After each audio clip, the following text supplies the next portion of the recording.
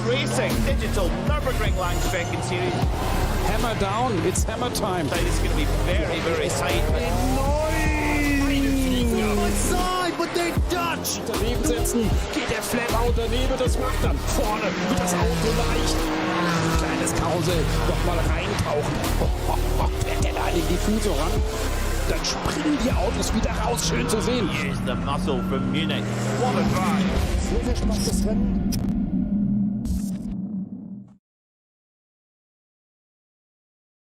Season finale time here in the Digital Nürburgring Langstrecken-Series as we visit the Green Hell one last time to see who's going to become top dog. Around the categories, there is a lot of difference, a lot of tussling happening between some of our top contenders. Falcon and BS will continue right the way down to the wire in the SP9 category. It's myself, Liz McGlade, it's Peter Mackay, ready to take you through the BILSTEIN 3-hour, round 4 of 4 in this season. Peter, we've had some great fights this season. Just one more to seal the championship. I think we're in for a great fight in the SP9 category. That we are, yeah. At the front of the field, it's more or less a straight fight between BS Competition and Falcon Sim Racing, two real heavyweights of this particular championship, especially BS Competition, who have been an ever-present threat at the front of the field over the years. Absolutely. You can see here as to how this is going to work. Obviously, season finale time, it is still the same race format as what we've had. We're currently in the qualifying sessions where we're separating the Porsche Cup, the SP10s and the M2s from the SP9s. We'll see the entirety of that SP9 qualifying session. That will be unfolding basically behind our backs, but we'll be seeing those final moments of that last bit and then the SP9s round and then a 3-hour race. Qualifying, though, is still very important around here. It is, yeah, that's so true. If you're too far back in the order in qualifying, you often miss the bus, really. The first few cars often end up in a big pack and they make a breakaway. And if you lose that train, it's very, very hard to get it back. So you're absolutely right. Qualifying is so important.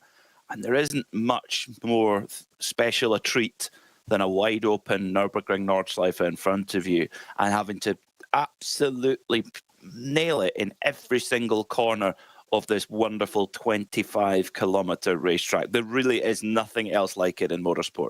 No, to navigate a circuit and put together a time like what we see from the drivers that take to the field here, it is obviously it's impressive. Some of the you or I, and I'm sure a lot of the people watching, can only really dream of putting together a lap that's that on the limit. We are talking about some of the best drivers that we have in sim race. We say it every time we come here, and DNLS, that they are unbelievably skilled pilots and you do have the specialists of the Nordschleife, obviously in real life. We have those in sim racing as well, and they basically all come out in this series, and it's excellent.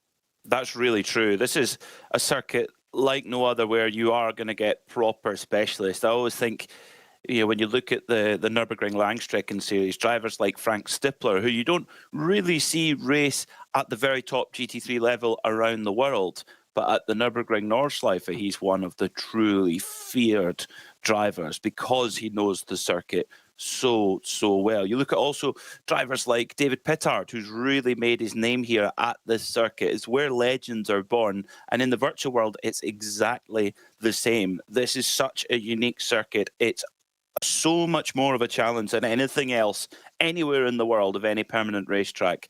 It takes a lot of learning. In fact, do you ever really master this place? I don't think you do.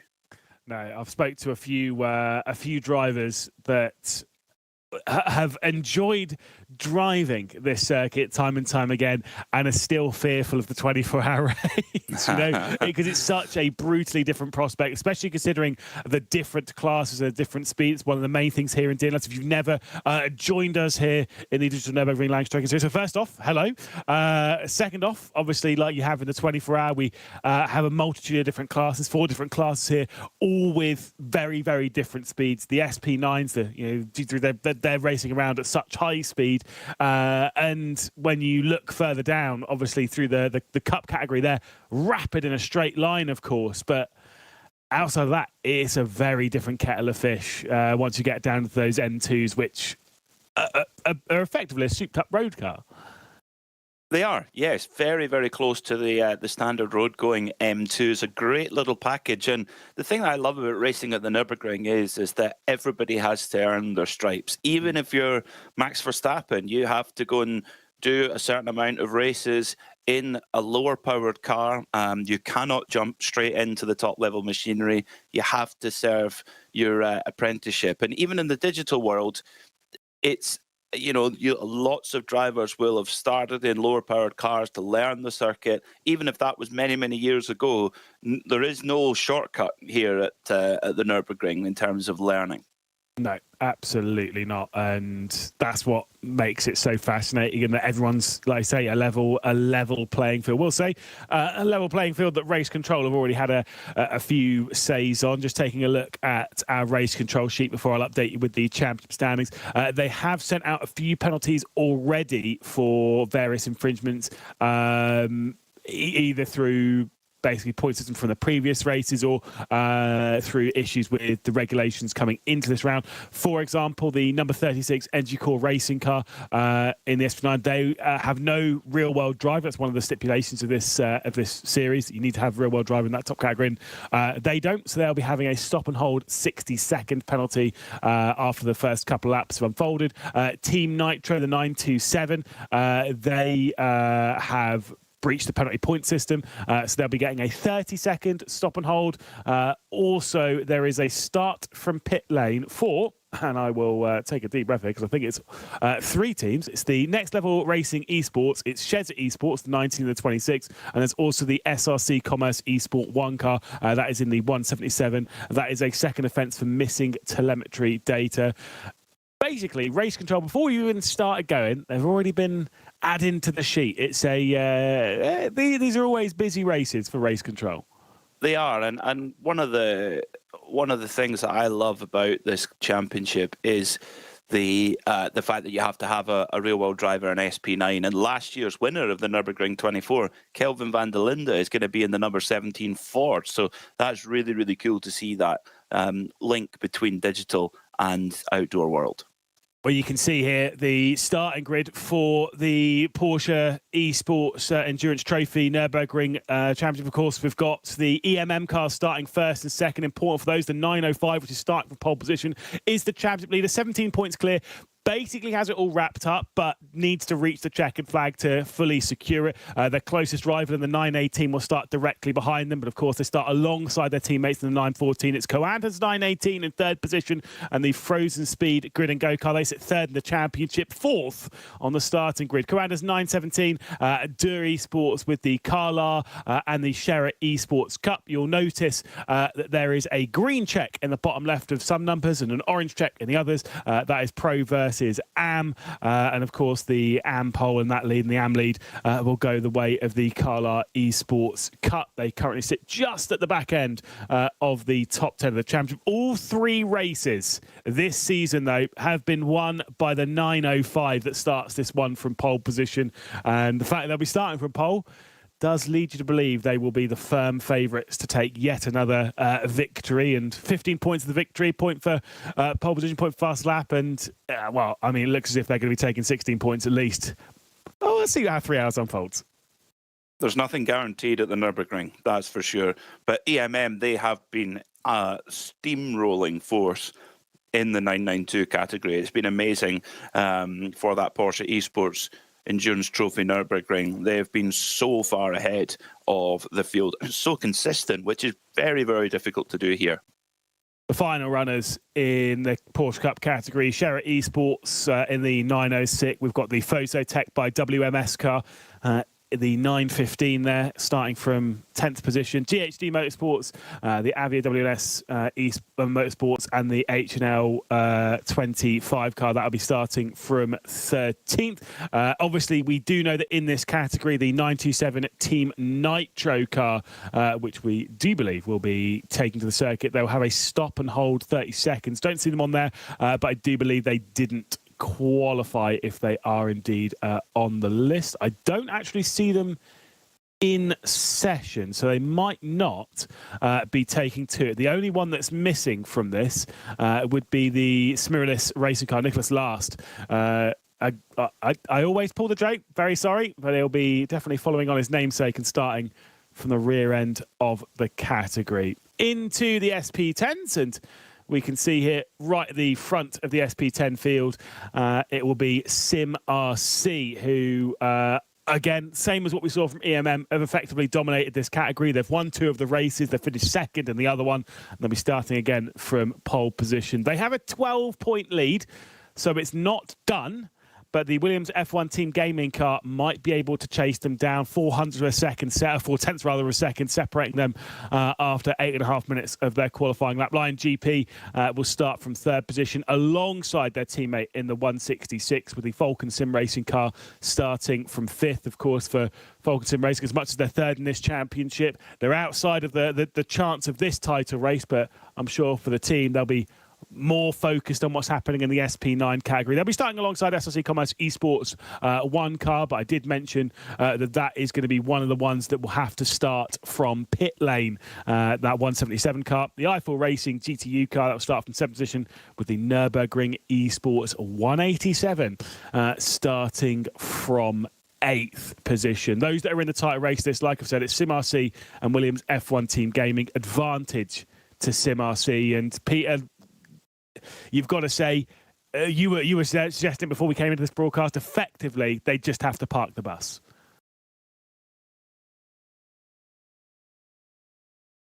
So the final 2 runners in the category being TSR Racing and the AC Oberhausen R&R car. And look, we love a bit of SP10, don't we? We love it. Yes, yeah, you're right. SimRC do just need to park the bus because if they get it to the finish, very likely they're going to be champions. They want to get that sealed up as well. It's not quite done yet, but they're nearly there. Pretty much sealed in this category, though. We look at the BMW M2 CS Racing category, and it's BS Competition looking to do the double, looking to take 2 titles home with them. The first one being here in the M2s. Relatively secured a 17-point lead over Shera Esports as the top 2 in that title race, start 1st and 2nd. The only thing that can really settle, actually no, because they haven't got pole position, it is done, isn't it? BS Competition with the pole, they've stolen that bonus point, move it to 49 points and give themselves an 18-point lead. Shera Esports actually cannot overcome that, so the title will be secured for BS Competition. 1.2 seconds, they had the pole regardless. Wolf Motorsport will start from 3rd position.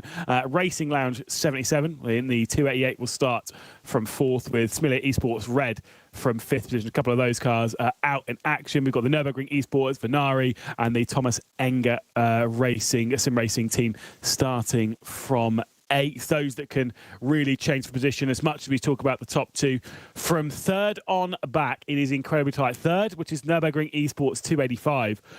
They are on 18 points, 5 clear of Wolf, who start a couple of positions ahead of them in 3rd. Things will be extremely tight between those, but Smiley Esports Red, Venari, and the Smiley Esports Green, they're not a million miles behind. We can see the distinctive livery of the Adopt Don't Shop. The Entry Core Racing 276 that I've mentioned before does have a... Oh, sorry, I'm thinking of the 36. Never mind, I was going to say I've got a penalty, but that one is safe of it. And the Smiley Esports Green will round out the grid there in the M2 CS Racing Cup, which leaves one final category, Peter, and we'll be able to see that qualifying session unfold because it's almost time to see those SP9s take to the circuit in what is going to be a very important qualifying session. It is, yeah, really important in SP9 for those teams fighting for that top spot in the championship. BS Competition and Falcon Sim Racing, both in the BMW, so they don't need to worry about any balance of performance or anything going one way or the other. It's as straight a fight as you can get, and it starts, maybe even the most important laps of this race event are right here in SP9 top qualifying. And as much as it's a big track and it's one that everyone says over a 3-hour period, track position isn't necessarily the be all and end all, but it kind of is to a degree, isn't it? Like, I mean, this is not really a category that you're going to see anyone winning from realistically below 8th position. Those front 4 rows, that's where you're 9 times out of 10 in a 3-hour race in this category. That's where you're going to find the victor. And normally, for us, it is from that front couple of rows. Normally, yes. It has been done from deeper in the pack, but if you looked at the statistics of where the winners come from, most of the time it will be from the first couple of rows of the grid. So the qualifying is absolutely critical. Green light at the end of pit lane. We'll go in SP9 qualifying as the trio of Ford Mustangs rumble out of the pits with that big Coyote V8. We saw the Mustangs race last year for the very first time at the Nürburgring, and they'll be back again with a vengeance this year. A lot of development has gone into those cars for this season, and to get it absolutely dialed in for the Nürburgring, because that's the thing, Lewis. The car, you can get the car to work on, let's say, a conventional racetrack, but setting a car up for the Nürburgring, that takes a lot longer. Yeah, absolutely. So it's because it's so nuanced and so different. Things you learn from, let's say, for example, if you were to do a race, Imola will apply to racing to a degree. What you would learn from there of racing at Spa and then racing at Silverstone and all these normal Grand Prix circuits, or even the Nürburgring Grand Prix circuit, they kind of have things that filter down. The Nordschleife is separate. The Nordschleife is completely different. It is way different than the rest of it, and so that you do have to take those learnings. Each of you come and build on it year by year, rather than necessarily learning as much throughout the year, if you know what I mean, and then and letting that one filter through. Those two Sherra Esports Mustangs dropping off the field, as much as they were the first out. Oddly enough, they were pretty much going to be the last ones around, which is odd they've chosen that one, but I kind of understand they want enough time to do their tyre warm-up in the way that they want to deal with it. They're going to take the shortcut here and flick their way through. Some other teams have gone for the full lap to get their tyres fully into the working window, but it seems though we're going to do another lap running around and building the tyre temperature here for the two Sherra Esports cars. Do you like the Mustang? Do you know what? When it was first announced, I wasn't sure about it. And then I saw the first picture and I was like, ooh. Oh, okay. I'm a big fan of it. I think it's great, and the sound. Yeah. Oh my word, the sound is just fantastic. It's that Coyote V8. It goes on quite a journey. It goes from the Essex plant in the United States, and then goes over and is assembled by M Sport in Cumbria, and then goes back to the United States again. So it goes on quite a journey, that engine. Yeah, exactly. I mean, look, again, it's proof once again of the global position that Ford is in motorsport, isn't it? And obviously now starting to be capped off by an F1 program, which looks to be starting a lot better than I think a lot of people gave it credit for. Yeah, we were like a little bit concerned as to how that power. I know we've not done a round yet, but that powertrain does look pretty handy at the moment, at least in pre-season testing. So we're seeing a different approach from a few teams at the moment. Some of them wanted to take the shortcut, maybe do that a couple of times to build that track temperature. A few drivers wanted to head out and around the circuit to build the temperature and get that almost eye in as to where the car is at the start of this qualifying session. You will notice it is the real-world drivers that take this qualifying session.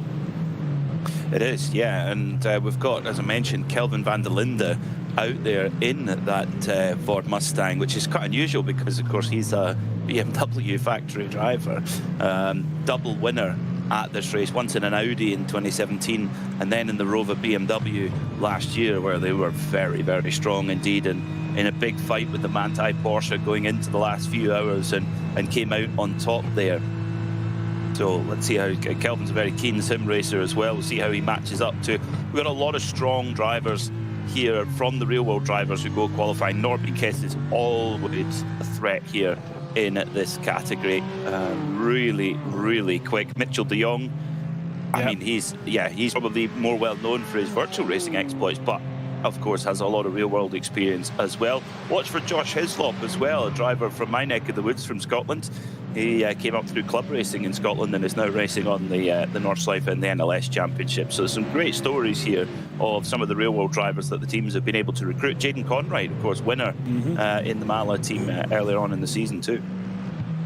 Obviously, we saw the first of our title protagonists in this qualifying session. We've got the Falcon Sim Racing team that's kind of driving around a little bit away from this pack, and we see here Elias Seppänen behind the wheel of the BS competition number 1, looking to go back-to-back on the titles in the SP9 category, in the middle of all of the SP9 drivers, which might be a little bit concerning, but they'll all separate once they get out onto the Dittinger Höhe. You say about Mitch de Jong, I'm pretty sure, not 100% sure, but I'm only going to say that I'm pretty sure because I remember the stat back in the day that I think in the iRacing Daytona 24-hour, he has the most laps led in the top category in top split. And it is well over 1,000 laps led, right? Not laps driven, not laps raced, laps led. And it was until, I think it was 2022, something in that vein, when they came back and they didn't lead so much during that race, that or it might be 23, that I'm pretty sure his leading lap percentage of all the laps that he'd done at the Daytona 24-hour on iRacing, again, probably the most competitive race in iRacing. I do have it on a spreadsheet somewhere. I'm pretty sure it was 98% of the laps that he'd driven was in the race lead. Now, obviously, that comes from a strong team and stuff, but kind of shows you his sim racing pedigree that he's able to keep the car. Because I can tell you what, if Joshua Rogers passed me a car in the lead of a race, I would probably bin it within a lap or two. Oh, likewise. Yeah, likewise. He's that's a great stat, actually. Yeah. Most laps led in history of that event. Very impressive indeed. And he's quick anywhere and in anything. He's a very adaptable driver, as Mitchell de Jong. Of course, on the dirt road side, he's very, very strong there. And of course, in the oval side, you put him in anything with the steering wheel, and he's handy. I think he also did. You say about the dirt road. I think he did all 4. It might have been 3 at the time. iRacing World Championship, the iRacing Rallycross World Championship, also did the Porsche Tag Heuer Esports Super Cup, and did the eNASCAR Coca-Cola iRacing series as well. So he did all 3 of the major championships in sim races. At the point where he was also racing in Le Mans Virtual and whatnot. Pretty fast across the board. And to me, that actually, definitely is one of those ones that really hammers home the strength of the field. You have a driver with that kind of accolades, and it's not the driver that we're necessarily expecting to be on pole position. And we're not. Obviously, I wouldn't be surprised if he was, but when you look at some of the other drivers on this grid, like Sindre Setsus in the Falcon Sim Racing car, like BS Competition's Elias Seppänen, even Norby Kish in that Shezza Esports car, of course, they've got a penalty as far as I remember. Look at the list for the not submitting telemetry for the second time. So I think they'll be having to start from pit lane. But those are the kind of drivers where I'm still expecting those to potentially be even more in contention for this pole. Yeah, I think so. Looking through to see the penalty list, I don't see anything for car number 26. I have it on instant number 3 from Race Control. It is the Next Level Racing right. Esports, Yes. Shezza Esports, and SSC Commerce Esport 1. A second offence for missing telemetry data. They'll be starting this race from pit lane, but I still think they can get the bonus point for pole. Okay, yeah, that's a frustrating one. Let's see what they can do, though, if they can get that bonus point at least. Still things to be gained. Josh Hislop, Scotsman, heading up the Dottinger Höhe now. Everyone trying to make sure they've got a bit of clear air before going for that hot lap. And it will just be one lap and go. Yeah, I mean, that's how it is in this, isn't it? You only get the single lap, the one attempt to take on one of the scariest racetracks of all time, 25 kilometers around. And realistically, if you want to grab pole at this level, normally, you grab pole position, and around here especially, you'd sit there and you'd be like, yeah, you can probably afford the odd little mistake. And I don't mean that of like dropping it off the circuit. I mean like missing an apex here and there or something, because you've got so much time to bring that time back in. In this category, in a season finale where there's a title up for grabs and it's a tight race between the top 2 in that championship, I don't think there can be a single mistake on this qualifying lap. It needs to be perfect. That's right, yeah, 25 kilometers of perfection. Imagine that. It's around the average commute of most people's drive to work in the morning, and you cannot put a single wheel wrong. Dan Pyle for Manfilter team by Windward Racing is heading up now to start his flying lap. Or will he get one in maybe a slightly representative time here? Maybe. And he'll go, but he will get another run, of course. Although there's less than 5 minutes on the clock, he can complete another lap in that Manfilter Mercedes. A livery and car so familiar to fans of this great racetrack. Absolutely. Across the line. At the moment, the pole in this category is a 7:51.9 from Sindre Setsos. Do remember a few drivers. The reason why not everyone set a time at this point is because obviously a lot of these teams and drivers are on their out lap. Some drivers and teams have elected to do the shortcut to their beginner lap, but it's more like those are more operational things about getting the tyres into a working window rather than going fully on the attack. But Sindre Setsos is the one at the top of the session. We've got a few times that have come in from those SP9 categories. Falcon, NG course 36, which is another one that has penalty. They'll be having a stop and hold 60-second penalty. Will the number 36 NG core racing car. There's also the Nürburgring Esports 42 with the obviously Alexei Nessel behind the wheel. We saw the Manfilter car across the line. Let's see what we'll see from the CBAC Esports car, 7:56. None of these times are particularly representative. Nope, not yet. See what Line GP Benta.com can do. It's been Wiebelhaus in this white and green Ford Mustang. Up the line he goes. Waiting for the time to come through. And it's fourth quickest for him, 7:54, but pole so far for Vulcan Sim Racing. Yeah, absolutely. BS competition, though, yet to set the time in the qualifying session. We go back down to the Eifelkind car, which is now coming up towards Ardnau Forst. Very tricky section of the racetrack. Find that slightly a later apex for the left-hander, which should help you kind of straighten out on the exit and find that apex on the right. We head back to Elias Sepinen for BS competition. Approaching about the halfway point, continuing to drop down the hill before the big climb is about to begin. And it's one of those ones, you know how always say it, sim racing, broadcast, TV, never do it justice.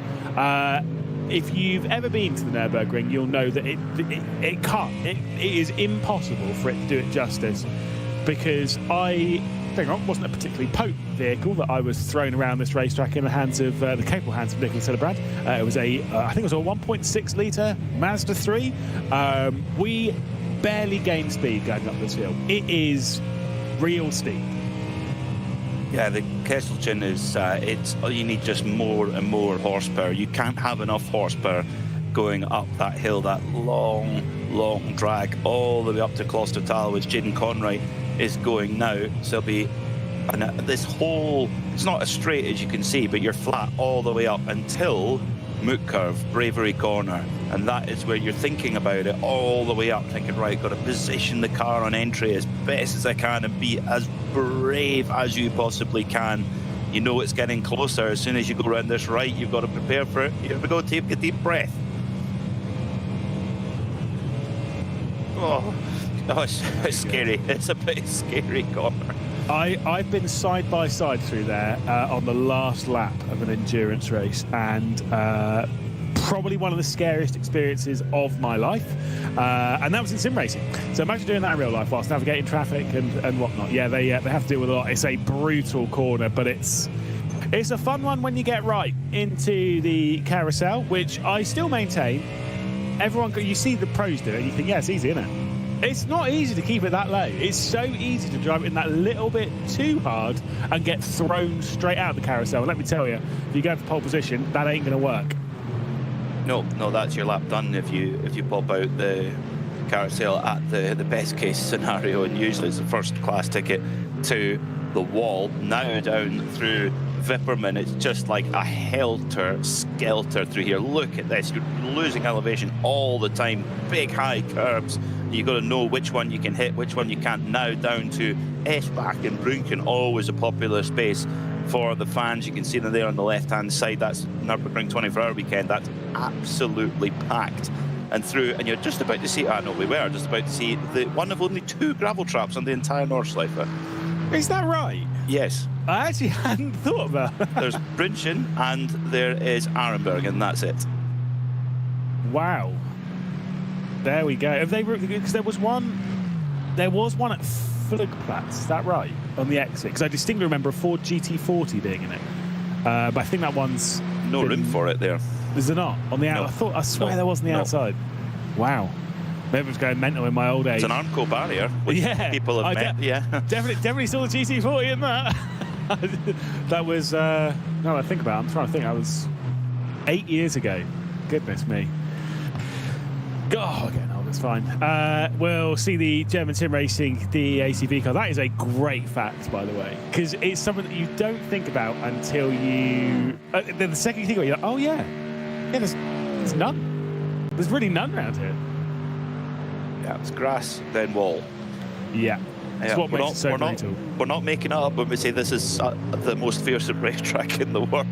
There's just nothing like it.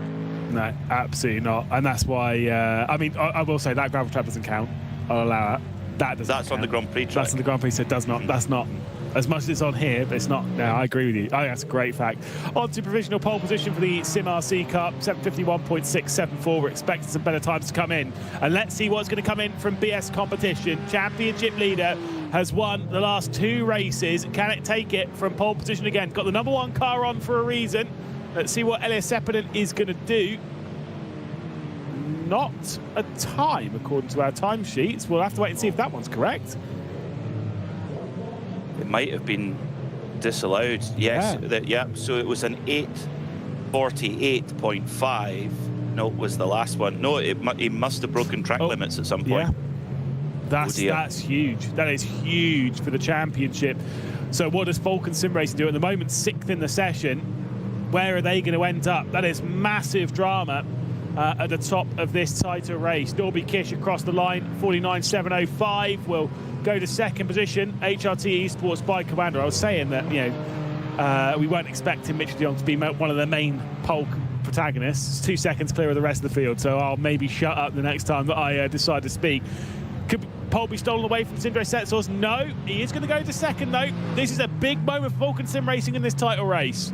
That's clutch there from Sindre Setsos. A fantastic lap to put him up onto the front row of the grid. And with BS competition, they will be starting, as I scroll through, the time is good, they will be starting very far down the order. That is a disaster. They're going to be starting on at least the 8th row of the grid.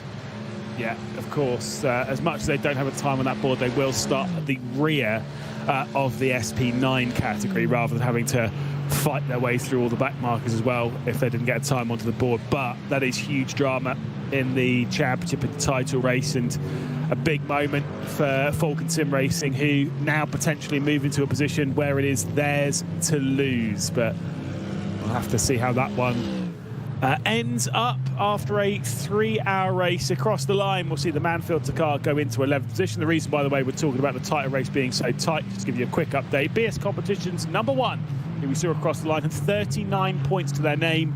2nd position in the championship, Falcon Sim Racing, just 2 points behind. It will remain 2. They weren't able to steal that bonus point for pole position, so half a second will decide that one. But Alexei Nesov across the line goes into 6th. Great result for the Nürburgring Esports car. A couple of drivers still left to go. Kelvin van der Linde and his teammate Jochen Krumbach in the 2 Sherritt Esports cars will be 2 of them. Yeah, this is just it's very weird seeing Kelvin van der Linde in a Ford. Yeah. But less unusual to see him in a Scherrer PHX car. Of course, he was in a Team Land car when he won it with Audi in 2017 at the N24. Ooh, that's really pushing though, going through the last part of the lap. Let's see what they can do. Across the line, currently just outside the top 10, Sherritt Esports 10th position and 11th, up to 7th for the lead car. And I don't think there was an improvement from the 17. The Lion GP car, Finn Wiebelhaus, will stay in 13th position. I'm sorry, I will say, by the way, you don't know weird. until you tune into free practice 1 of IndyCar last night to see Will Power in an Andretti. Yeah, that's weird. Probably one of the weirdest things I've ever seen in my life. Very bizarre. 17 years he was at Penske. So yeah, this is the thing, is that in sim racing we get used to seeing drivers and teams in certain cars, and motorsport the same, and when we see them chop and change, it does get a little bit bizarre. But obviously Calvin van der Linde is still a rapid driver, as is Mitchell de Jong, HRT Esports by Commander, on pole position here by half a second over the Falcon Sim Racing team. Title protagonist will start from second position. A great qualifying session from Sindre Setsource. Nürburgring puts the Shezza Esports car into third position, so it's Ford, but pretty much right up there in the top 4. Only BMW is that Falcon Sim Racing car. Mahler Racing Team, of course, the sister for BS Competition, will start from 4th, and they may have a big part to play in the championship race. NG Course 36 will have a 60-second stop and hold penalty right towards the start of the race. Nürburgring Esports will start from 6th, Sherritt Esports from 7th, and the Bausch Machine will start from 8th. Do remember that Shezza Esports will be starting from pit lane. So as much as you can see Nürburgring there in third position, that car will be forced to start from pit lane. I'm not sure how that works when it comes to rows, as to whether 5th becomes 3rd or whether 4th becomes 3rd, if you get what I mean. Does the left row just all move up one? Because that's a big difference. Yeah, it is. I wonder. Time will tell. Yeah.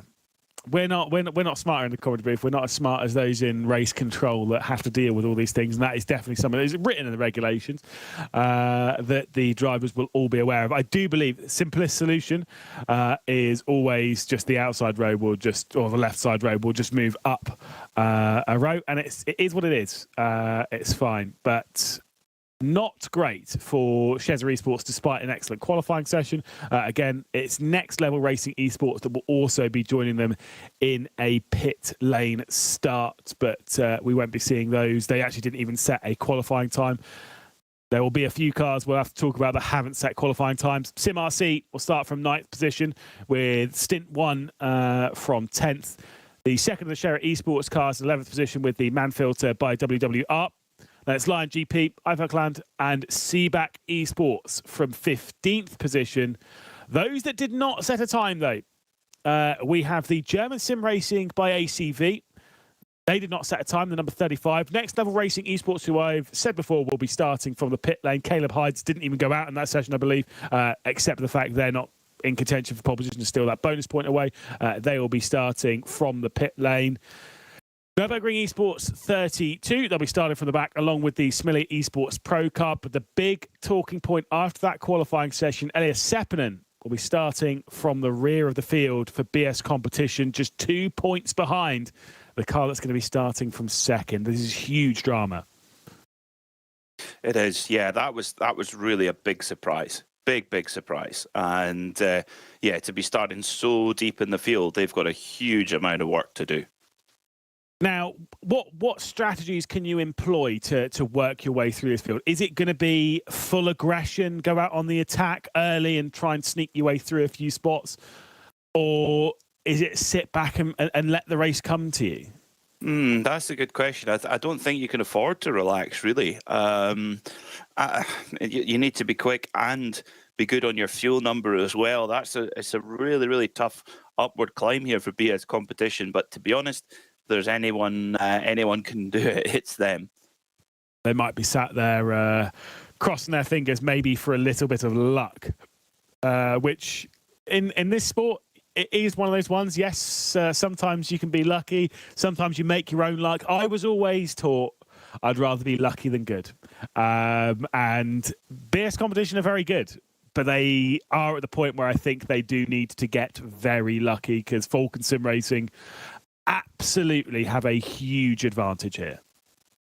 Yeah, they do, and they've got to make the most of that and try and strike early to try and get into a good position, which makes it virtually impossible for BS Competition to catch them. And they can do that.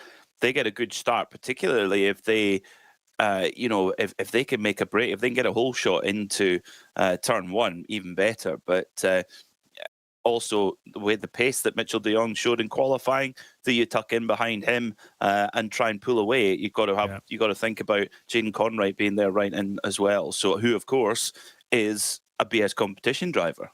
Exactly. So there might be a bit of team tactics going on too. 100%. You put it so brilliant there. One of the things that Sindre Setsaas and the Falcon Sim Racing team cannot do is get complacent. They cannot sit there and think, right, well, that's it, BS competition is starting at the back, that's it, job's done. Absolutely not. For the job, though, kind of has been done, though, in the other categories. EMM and Sim RC are in prime position to steal away their titles. They're massively clear in each of them. I think EMM also have that title sewn up with the bonus point for pole position, as to BS competition as well. So, effectively, after that qualifying session, 2 titles have already been given out for Sim RC. Should just be a clean run through the race, and the title will be theirs. Yeah, no mistakes, and they'll be there, but that's easier said than done. So, yeah, the big focus is on that SP9 title fight between the 44 Falcon Sim Racing BMW and the BS competition BMW. It will start deep in the pack. They'll have a lot of work to do. Just 2 points between them, which basically settles it as whoever finishes ahead of the other, they will be the champion of SP9. Will it be Falcon Sim Racing? Will it be BS competition? Obviously, we've got a 3-hour race around the Nordschleife to decide it, and it's not going to be an easy one. There's going to be pit stops. There's going to be drama. You've got to get through turn one as well, which is so awkward at the opening point of races. We've seen it cause so much drama every single year, every single time we go racing, and it will be no different here in the season finale. You're watching round number 4 of this season of DNLS, the season finale of the BILSTEIN 3-hour. We are ready to go for the race just after this.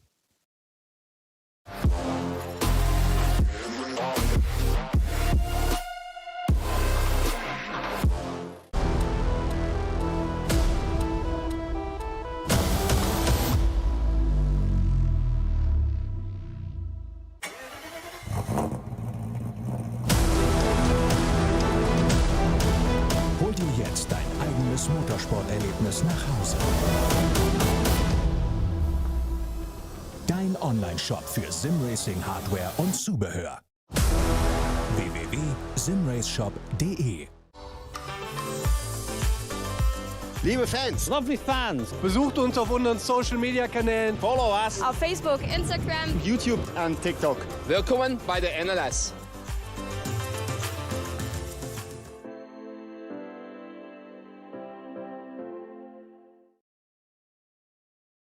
In just over 3 hours' time, we will have our champions.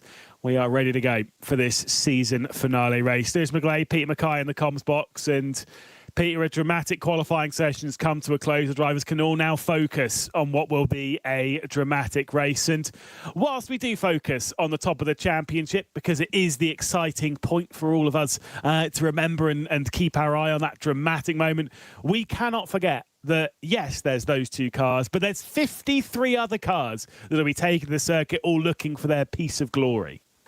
That's right, and all trying to get their own achievements. You know, some might not have had a podium yet this season and might want to try, will be desperate to get that done before the end of the season. Some might not have got a win in class yet. If you look at SP9 BS competition, have won the last 2 races, and Falcon, they won the opening round of the championship. So I'm sure there'll be plenty in SP9 who want to get a win to close off the season the best possible way. The championship fight might be over for them, but getting a win would really help to finish the season on a high. Yeah, absolutely. And outside of that, we've got the other categories where they all have their own fights, their own slices of drama, their own bits that they're looking for. I mean, to speak of those that do and don't have victories, I mean, looking at the Porsche Cup category, only one team has been victorious in that, in the EMM Esports team. They've won all 3 of the races we've had. Same with the BMW M2 CS Racing Cup. It's only been BS competition on top of that. In the SP10s, it's been split between SimRC and the Williams F1 Team Gaming squad. They've split those victories.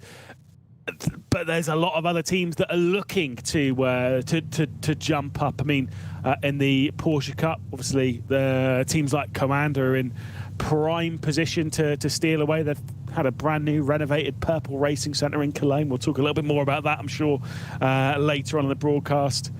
I mean, some teams and drivers, honestly, they might be happy leaving here with the top 10. Other teams, you know, for like Shezza Esports starting from the pit lane, what's their goal? A lot of talking points to come from this final race of 4. There are, and the chat is, the talk is over now. It's down to business with the SP9s rolling off, just coming out of Galgenkopf onto the Dortinger Hohe, getting themselves ready for action, trying to generate as much tyre temperature as you can. At that point, you can only really get a little bit of extra temperature and pressure into the tyre at this point, because with the latest tyre model on iRacing, the car does take a good couple of miles to get into for the tyre to get into the right windows. So that tip-toe brake point going into turn 1 is going to be really, really tricky. Judging how much grip you've got underneath you is quite difficult until the tyre starts to build its operating temperature and pressure. I mean, we see it in qualifying. The first laps often aren't very competitive at all. That's simply because the tyre isn't fully up to operating temperature and pressure yet. So on this rolling start, the drivers really have to be very, very careful. Yeah, and I mean, it's something that we see quite a lot, isn't it, here, where you could be at the front of the field and that's great, but then someone in 8th position has a bit of a crash with someone else, and going down that hill into that extremely tight first corner, you can get collected in it. We see that time and time again, and I know that is in the back of the mind of every single driver starting towards the front of this field. It will be, yeah. You just want to try and get through the Grand Prix track clean on the first lap, and then just settle into a rhythm on the Nordschleife. That's actually funny enough, and where you can actually calm your nerves slightly and you get into that familiar territory and get ready for action. 3 hours ahead of us. The BILSTEIN 3-hour season finale of the Digital Nürburgring Langstrecken-Serie is about ready to go. We've got the top protagonists in the title race separated by the entire SP9 field. Sindre Setsource from 2nd position on that Falcon Sim Racing BMW M4, way ahead of championship rival BS competition, starting from the rear of the field. Drama has already hit us in qualifying, and it could well hit us again over 3 hours of racing. It's season finale time, and we are racing down to the first corner with Mitchell de Jong for the HRT Esports bike Commander, leading us off down into the opening corner. He'll obviously hold that inside line and try and keep the Mahler cart directly behind it as well. Who's going to be able to find their way through? No major dramas in the opening corner just yet, until, unfortunately, the Nürburgring Esports car has been sent round, we believe, and unfortunately will drop right the way to the rear of the pack. Oh, and also for one of the other Mustangs further down the field, that's the Lion GP Fenter.com car, gets a little bit loose there and spins around. So on those cold tyres, it does not take much to be moved around. And I think would it be Alexei Nezov in the Aston Martin for Nürburgring Esports that got punted at turn 1 there as well. And whoa, big contact there. And that's critical, isn't it? Look at that, Jaden Conroy in the Mahler Ford, which of course peeled the sticker off. That's a BS competition car, and being pretty aggressive there, barging past the Falcon Sim Racing BMW of Sindre Setsource. Why is that significant? Well, the Falcon Sim Racing BMW's main rival BS competition, BMW, is still quite deep in the pack. They're sitting 12th after those opening few corners. Sindre Setsource and Jaden Conroy going side by side as well ahead of this up towards chicane, and it is the Falcon Sim Racing car back ahead. So Sindre Setsource and Falcon Sim Racing has found his way back up into 2nd spot. So as much as it was an important move from Jaden Conroy, it was a very important move back again from Sindre Setsource. They head out onto the Nürburgring Nordschleife, back into single file as the German Sim Racing car tries to fend off BS competition. but it will be BS competition now ahead. Elias Seppänen behind the wheel. It's the Porsche Endurance Esports Trophy Nürburgring now coming through onto the start-finish straight, which we've always seen a little bit of drama heading down into the opening corner in this category. It's the 905 who are already set to become the champions of this category. They'll be starting alongside their teammates, but what a way to end the season if they're able to do it in a 1-2. And that's before we even talk about what's happening within the AMs in the category as well. Down to the first corner they go, and it'll be EMM obviously leading 1 and 2. Looking to the outside of the Frozen Speed Grid and Go-Kart. Garicki trying to make the move on the outside. 3 wide, 4 rows deep, I think, as the entire pack works their way through the opening corner in one big clump. But unlike in the SP9s, there wasn't any drama through turn 1. There was a little bit, though, of a hip check going into turn 2. Bit of argy-bargy there, Adrian Gereik making himself known to the EMM powerhouse at the front of the field. And a bit of contact there between Luca Alpert and the EMM 914 car, nudging Adrian Gereik, who's made his way through into second in that Frozen Speed machine. But EMM 905, the team that have been so dominant all year, all season, Raphael Renhofer leads the way. There was a spinner in there, though. Not 100% sure as to which one that was. I think it was the 908 car that was spun around. So GHD, Patrick Schmidt, I think was the one that was sent for a little bit of a tumble down the order as they worked through that midpoint of the Grand Prix leap, where, well, it's not really the Grand Prix leap, isn't it? The Nürburgring part where you go through the short sheet between them. It's a really tricky corner how it drops off, and especially if you're going side by side through there, it's so easy for the inside car to wash out and make contact like what we just saw. It's not an EMM 1-2 though. Frozen Speed Grid and Go, you're quite right, it's found its way into the middle of that, searching to steal away that victory, I think, from EMM that's been so dominant in this category. Yeah, it's been a really good start for Frozen Speed. It's the SP10s now making their way to their race start. Sim RC just got to get to the end of the race and they will be champions. Sounds simple, it's not. Yeah, they are pretty close on points with Williams F1 Team Gaming, but it is not settled. It's not going to be an easy one, and any drama, the door will be blown wide open. SLC Commerce Esport will be starting from pit lane, and it's not a great reaction to the start of the race, it seemed, from Sim RC. He had to really close over onto the nose of the Lion GP car that locked out that second row of the grid. He's able to keep that BMW behind. The second one, though, of the Lion GP squad is going to get to the outside of Williams going into that opening corner. Imperative that Williams hang on to second position. There's a bit of a spin, though, in the M2s and down towards the back of the field. I think it was the Thomas Enger Sim Racing car, maybe even the Racing Lounge, that was sent around at the opening corner, just got locked together as they're 3 wide through the exit of the arena. Oh, this is brilliant. You got Falcon, Williams, Sim RC all in there. Sim RC have just hung on in this BMW-dominated SP10 class. Just a few other manufacturers in at the mix there. But then, of course, BMW M2s, all, of course, the same in this category. Everybody starts with the same stuff. It's just how you get it set up for the event. But Sim RC doing what they need to do, leading by a car length or two. They head towards the latter part of the Grand Prix track, preparing themselves to turn left at the end and head onto the Nordschleife for the first time.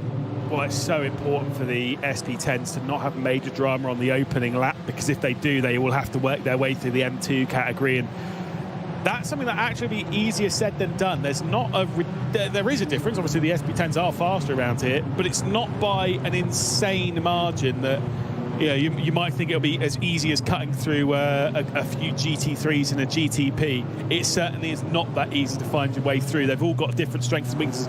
Same as with the SP9s, where if they were to have a bit of drama and end up behind the Cup cars, because they're faster in a straight line than the SP9s, that makes that pass so much more difficult. Thankfully, there's not been the most amount of drama, which is what we like to see. There's been plenty of racing, though. There's Sim RC leading at the moment in the SP10s ahead of Williams. Back, though, into the SP9 category, where we're focused on the drama, and the drama is that BS competition. Elias Seppänen has worked his way up to 11th before they head out onto the Nordschleife. Obviously, he cleared the German sim racing car, literally heading onto the Nordschleife, and is now searching for any move to potentially get past the NG Core car, which does have a 60-second stop-and-go penalty, which might be the one that's coming up here. There's been a drive-through penalty they've handed out to the 295.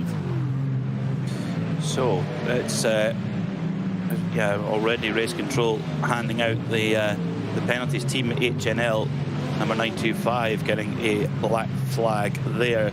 Now Lion GP, they had an issue. Oh, that's an even bigger issue. Oh, that's a much bigger issue. Oh, ouch.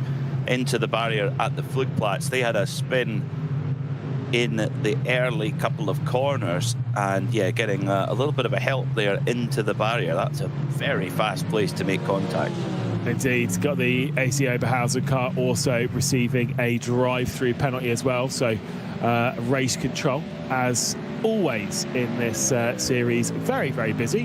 From various issues from qualification, they've picked up on. There's a couple of incidents that are under investigation from the start of this race, but all these penalties that are popping up are more in relation to qualifying or technical breaches coming into the round. Nearly one lap complete though for our SP9s.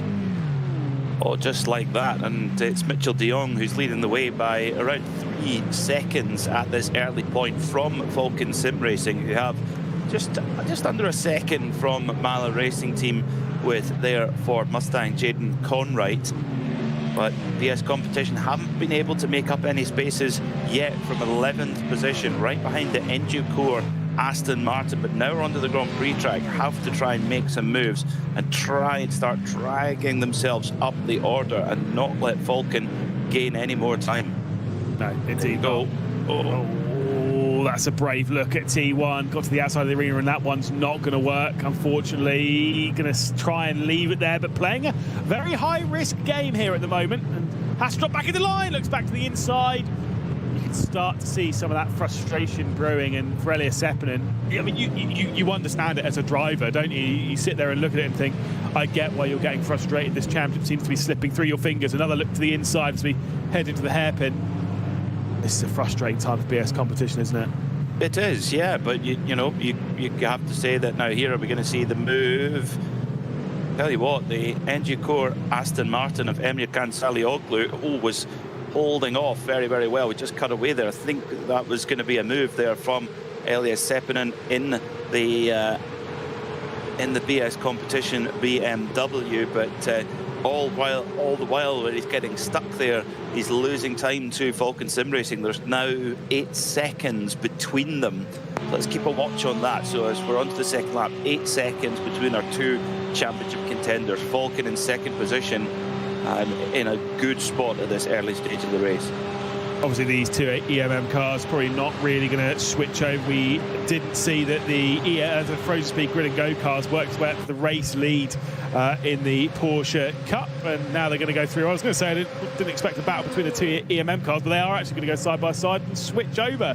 The 914 using that slipstream to take over the race lead. It's back to being a 1-2 for EMM. Frozen Speed Grid and Go, Frozen Speed Grid and Go, yeah, rather went out onto the Dittinger Hoa there in the race lead. They now find themselves in third and under pressure at the moment from Dur Esports. Well, effectively third place and first place swapped there on the Dottinger Hoa, with the 914 car getting a fantastic double draft there. Luca Alpert using that to his advantage. Now Frozen Speed under a bit of pressures. Here come Coanda up the inside now. Sorry, I just had a heart attack. I saw BS Competition dropping down the timesheets, but no, they have just gained the spot. I actually had a real panic then. Sorry, Peter.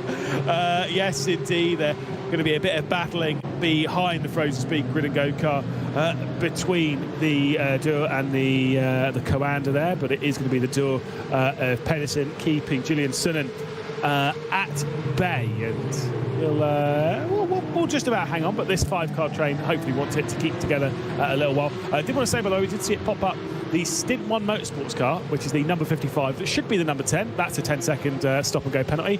Also, they have another stop-and-go penalty, which is 60 seconds for a breach on the regulations when it comes to the starting driver.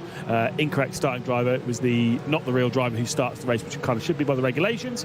And so they will have 2 separate stop-and-go penalties, one 10 seconds or one 60. That is a bad way to start this race. Yeah, very hard to come back from that to get any kind of result. EMM returning to their usual form, 1-2 at the front of the field, but of course we could see the same thing happen again with when we get round to the Nottingham Hole, where Adrian Garrick in the frozen speed car could get that double draft. But the thing is, though, is that when you're up against two cars in the same team, they can coordinate, they can work together against you.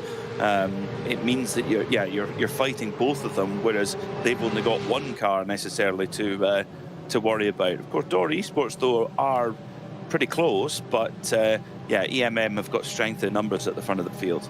Very much so. They are the force to be reckoned with in the Porsche Cup category, and seems though the force to be reckoned with here in the SP10s is Falcon Sim Racing, who have been able to break away by nearly a second over Sim RC, who have been the dominant force throughout the season.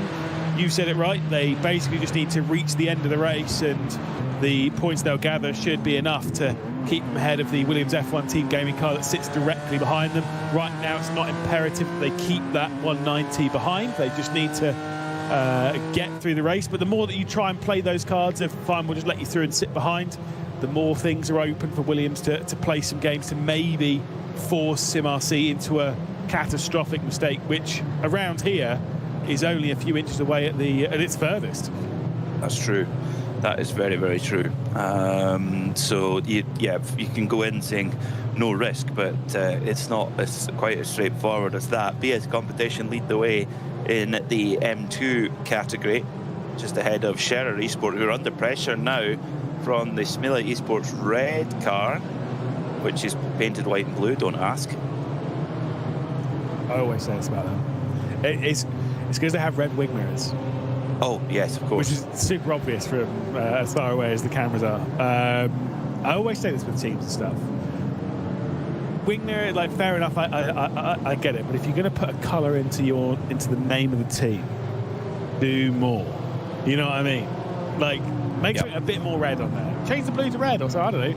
Obviously, I know there's certain things where they'll say, oh, it's all branding and stuff. As by request, we look back at the green car, which has green wing mirrors. This is a subtle change, isn't it? It makes a difference. For us commentators, at least, we're simple human beings. We need it put on a plate for us. Again, I've told the story on broadcast quite a few times, but it was, I don't remember which Le Mans it would have been, but it might have been 2019 or something. It was the Jota cars, and they obviously had two LMP2s at this point, and it was Martin Haven told me that they had the same livery. They were the exact same livery, and they kept saying it all season, it's the same livery, it's the same livery, same livery. For Le Mans, Jota made a you know, the black and yellow, like how to for dummies things, like how to excel for dummies, how to drive them. Yeah, so they made one of those, which is how to tell the cars apart for dummies. They made a little booklet which had all the different things. In there was listed things like, obviously the obvious things, like the car number. Even the wing mirrors were slightly different. But on one of the pages they were like, yeah, the wheel nuts are different colour. What? How is anyone going to see that? Whoa! Jochen Krumbach's off. Oh dear. Scherer Esports in the fence, going up Kesselchen. Oh dear. And now has to do a bit of an Austin Powers to get back going. Does well. Oh dear. That was a very big shame for the Scherer Esports team, who again have shown some solid speed throughout the season, and now their lone one will be in the hands of Kelvin van der Linde towards the front of this pack. We've just seen lose the spot. Yeah, that is that's not a good start to their ambitions in this race. BS Competition with a couple of cars ahead. They're going to have to find their way through on. Oh my goodness me! A little bit of contact between the pair of them. Sim RC trying to slot the gap and getting muscled out of the way. That's a freebie for BS Competition if ever I've seen it. It was a freebie, but could have easily gone all pear-shaped there. Now Seppinen right in the draft of the Sebach Esports Porsche, and got to try and get as close as possible, maybe try and get through on the Grand Prix track. So BS Competition now up to 7th. They are 9 seconds now behind Falcon. So on that lap, they've effectively lost a second to Falcon. So they need clean air desperately to try and run that gap down. Tom Canada still trying to get through on Jaden Conwright for 3rd position in this race. It's about 3 seconds now behind the Falcon Sim Race team, who I don't think will be particularly bothered that they're 4.6 seconds behind Mitchell de Jong at the moment. They're driving their way round. They're probably maybe even saving a little bit of fuel. They're rolling their own race. But importantly, they're pulled away from the risk from behind. Do remember, if they finish in second place in this race, and I'm going to go and double check the points, but I'm pretty sure even if BS Competition were to somehow work their way all the way up to third, I don't believe it would be enough on the points. I believe it would still be actually, they'd be on the exact same amount of points if that were the case, and surely BS Competition with 2 victories would then take the title. We'll come back to that if it gets relevant, don't worry. It's close. It's really, really close. But again, don't forget, Jaden Conroy in that Marla car is, like I say, peel away the stickers, and that's a BS Competition machine. And if Elias Sepinen is able to catch him up, I wonder if there's going to be a great deal of defence going on, shall we say. No, I guarantee that Florian Hasper, Felix van Delft, whoever's running the strategy for the teams and such, but behind the squad, will almost certainly be like, yeah, that one's going to reverse as soon as you get there. But for the moment, that the Marla car's got a lot of work to do to almost slow, like battle hard with the pack that's around it and slow that whole train down to try and help the BS Competition car get closer and closer. They're doing a really good job of it at the moment. More switches here in the Porsche Cup. Dürr Esports just dropping out of the slipstream there of the 914. We're looking down the inside of the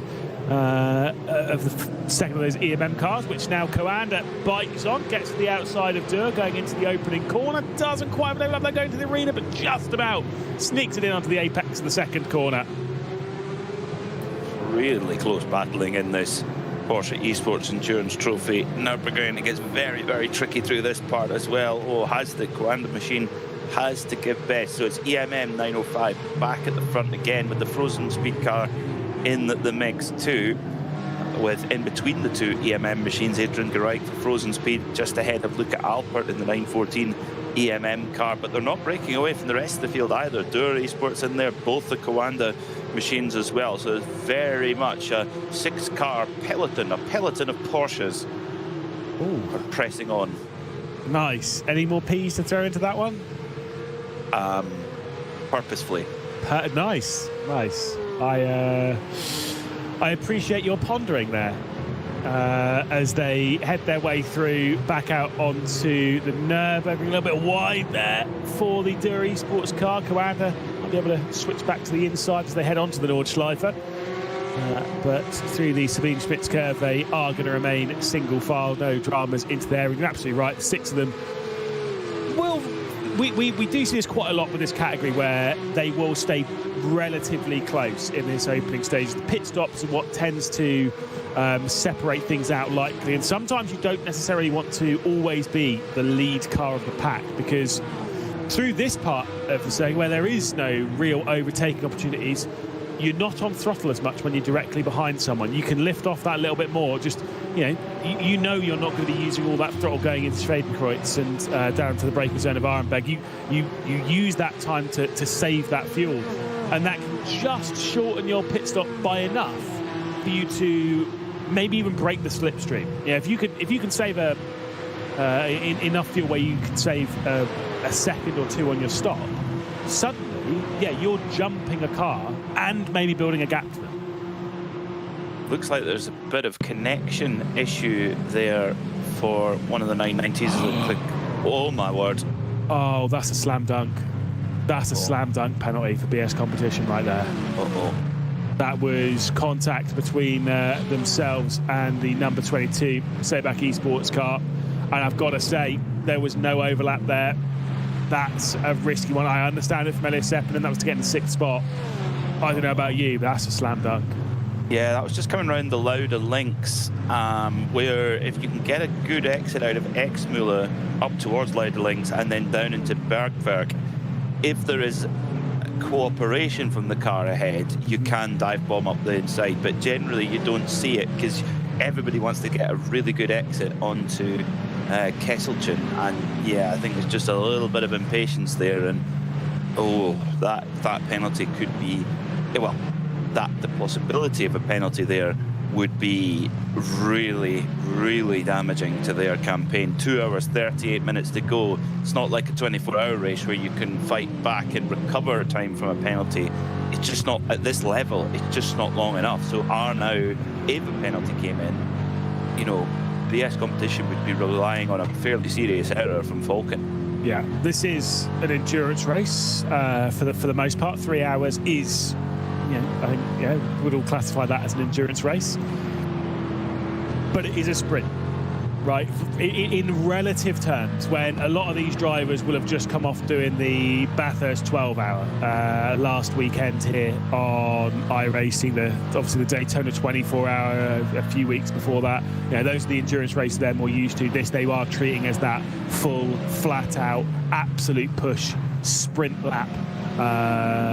Every single time you're on the limit of the car, and it's a little tricky to come back from. This is not necessarily impossible, and if anyone was watching the 12 hours of Bathurst on iRacing, will know that it's definitely not done until it's over. I think they've got damage on that car. Oh no, that's where it just rubs salt in the wound when you're trying to get the car back to the pits and there's maybe suspension damage or steering damage and you hit a curb and the car doesn't react how it normally would. That's a race, a total race ruined there. So normally race control will take that in mind when considering a penalty. So BS competition now, they've got to be nervous surely in their team room. Yeah, I'm sure. Obviously, it depends on whether it is reported, which is one of those ones where BS competition, I'm sure that there will have been some messages fired between BS competition to the Sabac Esports team. Obviously, apologies. I'm sure that has been thrown around an awful lot. And sometimes with those things, you might think, right, you're involved in the championship, I'll accept the apology and we'll move on, right? Maybe. I'm not saying that is going to happen, but I'm going to say that if that had happened to me and I was in that Sabac Porsche, and if the apology had come in pretty quickly, I would sit there and be like, fair play. You're involved in the championship, it's wrong. We'll take 10% of your prize money. Have fun. Buy me off. You're such a docile and level-headed diplomatic human being, Lewis. I would have gone absolutely off the rev limiter if, considering that all these teams are putting in so much effort to prepare, and then with 25 minutes into the race, you get drilled into the barrier. I don't know if they'll be feeling so charitable. Maybe just playing devil's advocate, but we'll find out shortly. Yeah, look.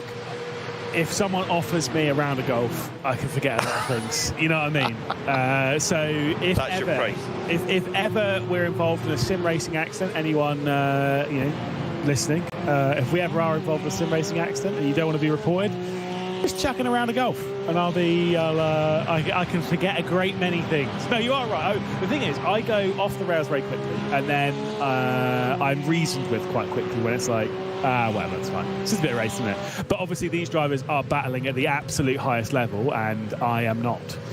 So mentalities are different, and an apology only goes so far.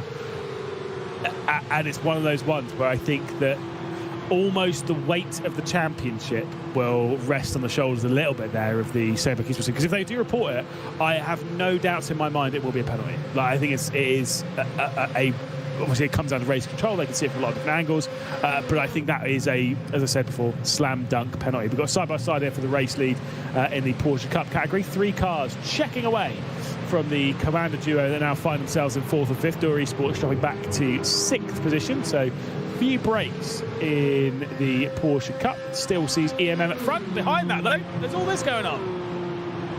Oh my word. There's a NASCAR race going on here, going into the last part through Tiergarten up the hill. They all somehow shuffle into position at the front. Frozen speed car just making life difficult for EMM. Jochen from Frozen Speed, one of the best photographers in the motorsports business, knows this circuit inside and out and back to front, knows every little spot to get those shots during the Nürburgring season. Great opportunity there as well into turn one, battling away the 906 Scherer machine.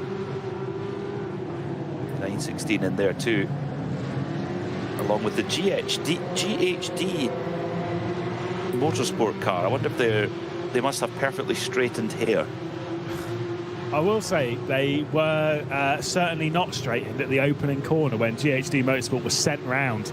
It wasn't even in the opening corner, actually. It was coming down at this part of the circuit, wasn't it, where they were spun round to the Porsche Cup. They've done a great job of getting that car refired and back onto the rear end of this train. They now found themselves in 8th in the category. So solid driving thus far from Patrick Schmidt, but ahead of all of that is once again Frozen Speed Grid and Go with 2 EMMs either side.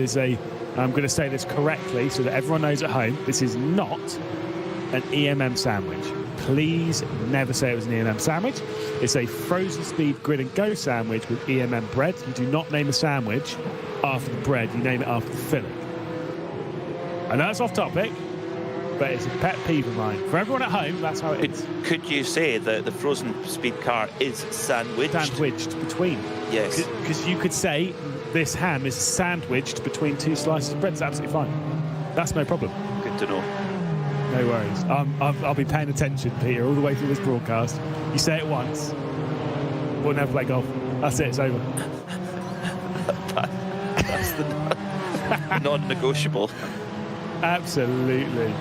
My goodness. I am on it like a car bonnet as they all work their way through the final parts of the Nordschleife in the SP10 categories. I'm constantly refreshing the race control sheet, seeing if this has been reported, by the way.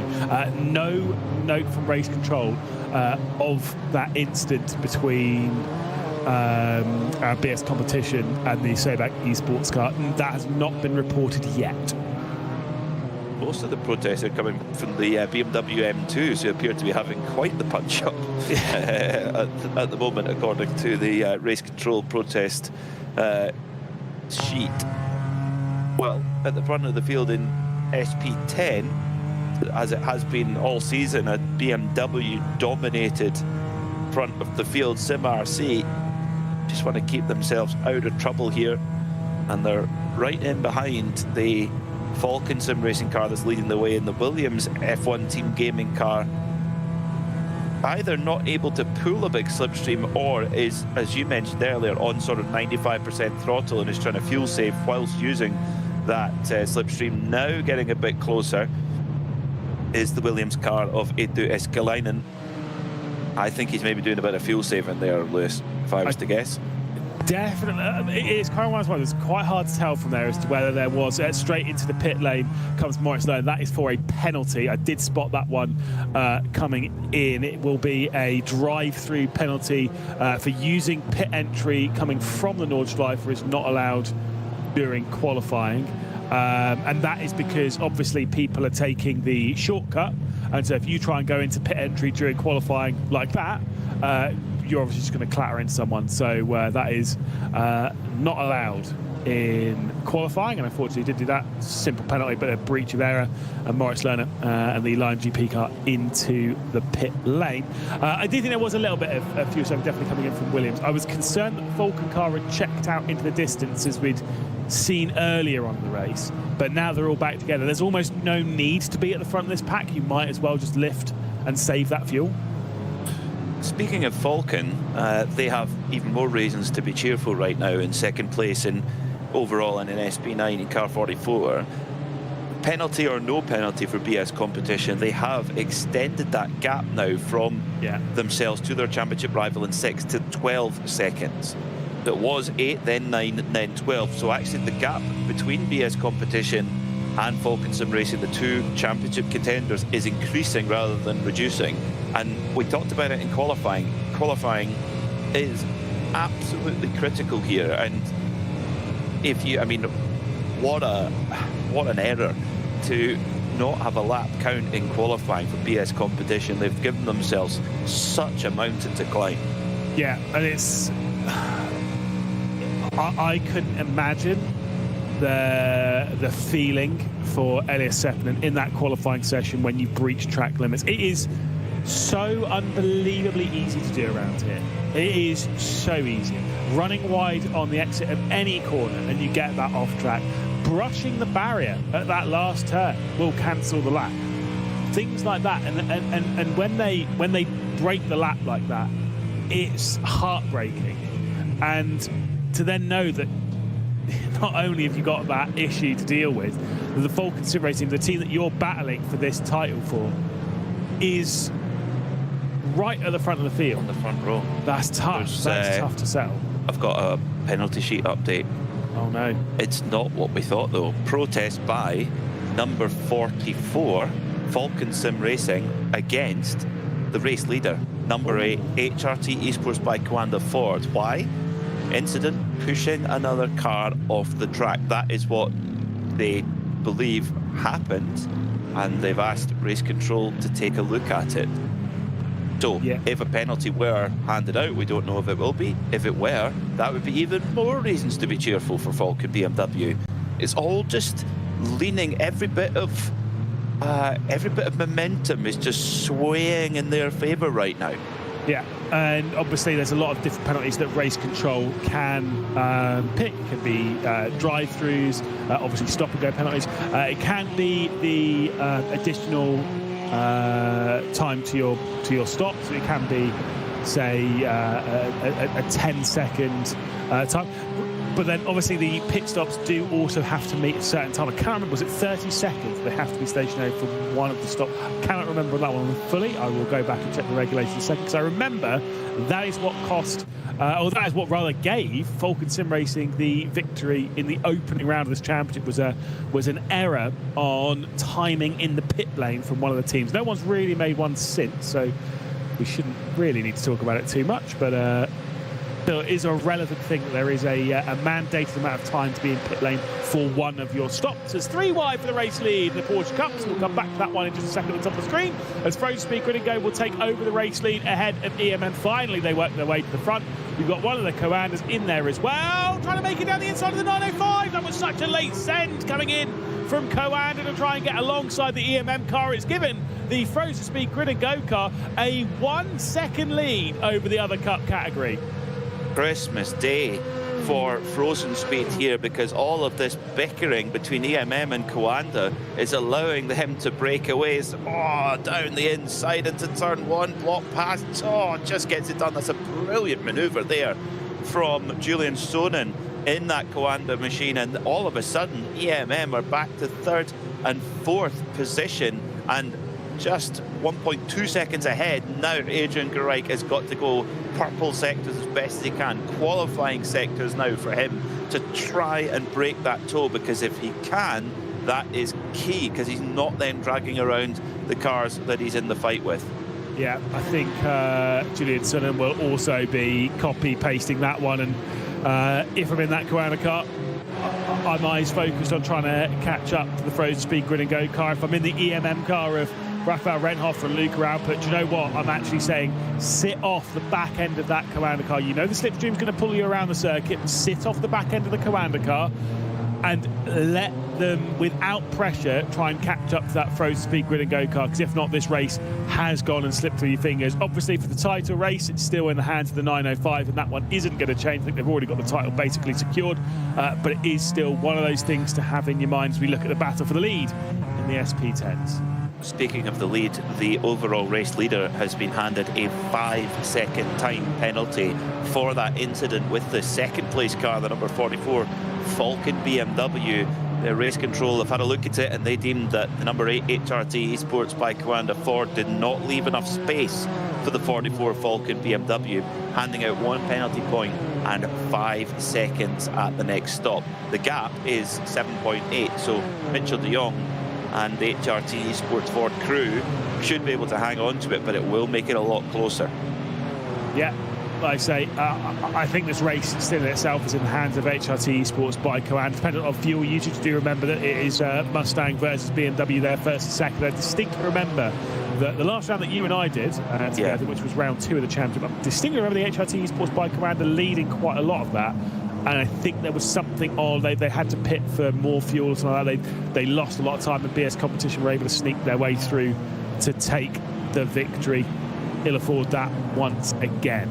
Yes, they did. That's spot on. I remember that the Ford was thirstier in that race, much thirstier than the other cars. So, but they seem to have a pace advantage. They, I mean, on pole and pulling away at the front of the field. Now into the first bit of traffic. Just really tight in traffic. This is what Nürburgring Nordschleife racing is about. Just as much as the circuit is so fearsome, the way that the racing works, the variety of machinery that competes here, both in real and virtual world, makes it really tough if you're in one of those faster cars to get through without losing a load of time. And sometimes you do lose a load of time, and there's nothing you can do about it.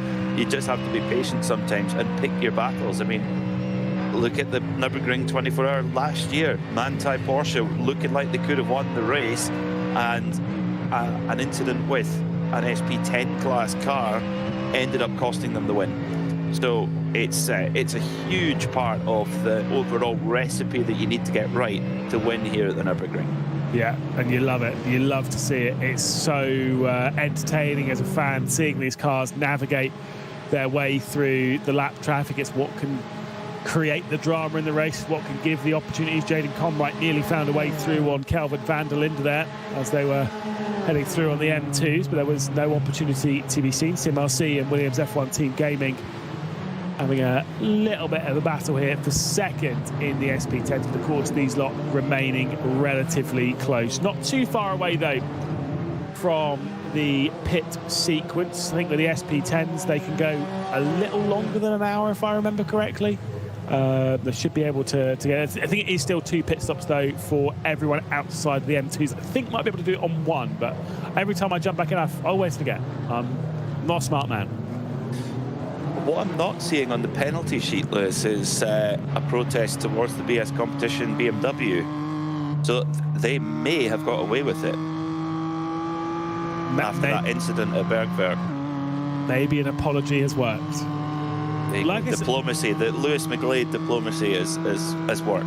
Look, I always say, and whether it has worked in this scenario or not, if you are involved in an incident, it is always better to just apologise. Even if you sit there and think, well, yeah, but they shouldn't have, like, blah, blah, blah, blah, blah, blah, blah, blah. They shouldn't have shut the door. They shouldn't have done this, whatever. If you are more than 50% to blame, hold yourself accountable, go and apologise. Just do it. It solves so many problems. Just holding your hands up and being like, I was wrong. My bad. But then you also get to the point where you start going, my bad, sarcastically, which is where I ended up heading towards the end of my sim racing career, which is why I don't drive anymore. Can you imagine that? After a race, being involved in an incident, having me coming at you being like, oh, sorry, I didn't see you dive bombing me from 3.5 car lengths back. My bad. I'm sassy. Yeah, I when I was driving, now here come BS Competition past the Malakar, and what an enormous shock that there is about half of the entire Adana region there for the BS Competition BMW to get through. Yeah, that was an easy pass there, up to 4th. Now, I believe one more spot for BS Competition. I think they might be back on winning the championship again. I will run some numbers and go and check out what tie breaks and such are. Also comes down to who has the fastest lap or not, which also could be a little bit of a tie break. But you return to telling your story of sim racing. I'm curious now. That was a very, very strong lap there from Elias Sepinen. 3 seconds gained back on Falcon Sim Racing. But of course, we've got to think about the traffic. I don't think Elias Sepinen has got into the worst of the traffic yet, so that's we've got to keep a watch on that. As EWJ Baumaschinen in their AMG taking the first pit stop after 41 minutes, which is a little bit on the early side, I would wager. But they get back going again. You hear that 6.2 litre V8 rumble. We will miss that car when it's gone. Yeah, that car will be remembered as one of the true greats. We take it for granted, I think, that AMG Mercedes, because it's been part of the fabric of endurance racing for 10 years. And you you just know that they're always there. But when they're gone, we will miss them. I'm sure of it. Yeah, I mean, I completely agree. I mean, I'm saying obviously we'll have saying goodbye to the Lamborghini. Sebring, the new one's coming, the Temerario. Yeah, we salute it for its service. The V10 Green no longer with us. I am devastated. I'm so sad because isn't the new one? It's just a V8. I mean, don't get me wrong, V8 obviously is nothing to be grumbled at. It's weird because the Temerario road car sounds amazing, right? And then the race car sounds, it's got a flat crank, so it sounds flat. I'm sure it will be a highly effective race car, I've no doubt about that. But yes, it's but with that type of engine, you can often get vibration. So if they can finish at Sebring after 12 hours around there, they'll know that the car's going to be good. Yeah, no, it's fair. Very curious to see that one out on the racetrack. By the way, just at least I'm checking the points just to make sure that everyone's in the right camp when it comes to points and knowledge. It is 15 points for a victory. It is 11 points for second and 8 points for third. There is a bonus point for fast lap and a bonus point for pole position. The pole position, obviously, in SP9 category, that was already dealt with by HRT Esports by Koana, so they've got the bonus point for that, fair enough. When it comes to Falkenstein Racing versus BS Competition, if BS Competition get into third position, they will be 1 point behind Falcon Sim Racing. If they get the fastest lap as well, they will score 9 points and thus will be on the same points as Falcon Sim Racing. I'm just looking to try and find out about the ties on point. The first criteria for ties on points is actually penalty points. The team with the fewer penalty points over the entire season will have the higher ranking, and then, and only then, is it number of wins. I have no idea at this point, and I will go and find out, as to which one has the least penalty points.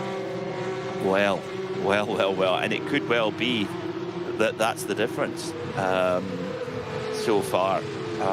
Again, there doesn't appear to be anything on the race control protest sheet that's it's on a Google document that we can keep an eye on. There doesn't seem to be anything for that incident between the BS Competition car and the Porsche at Bergwerk. Well, what are we talking now?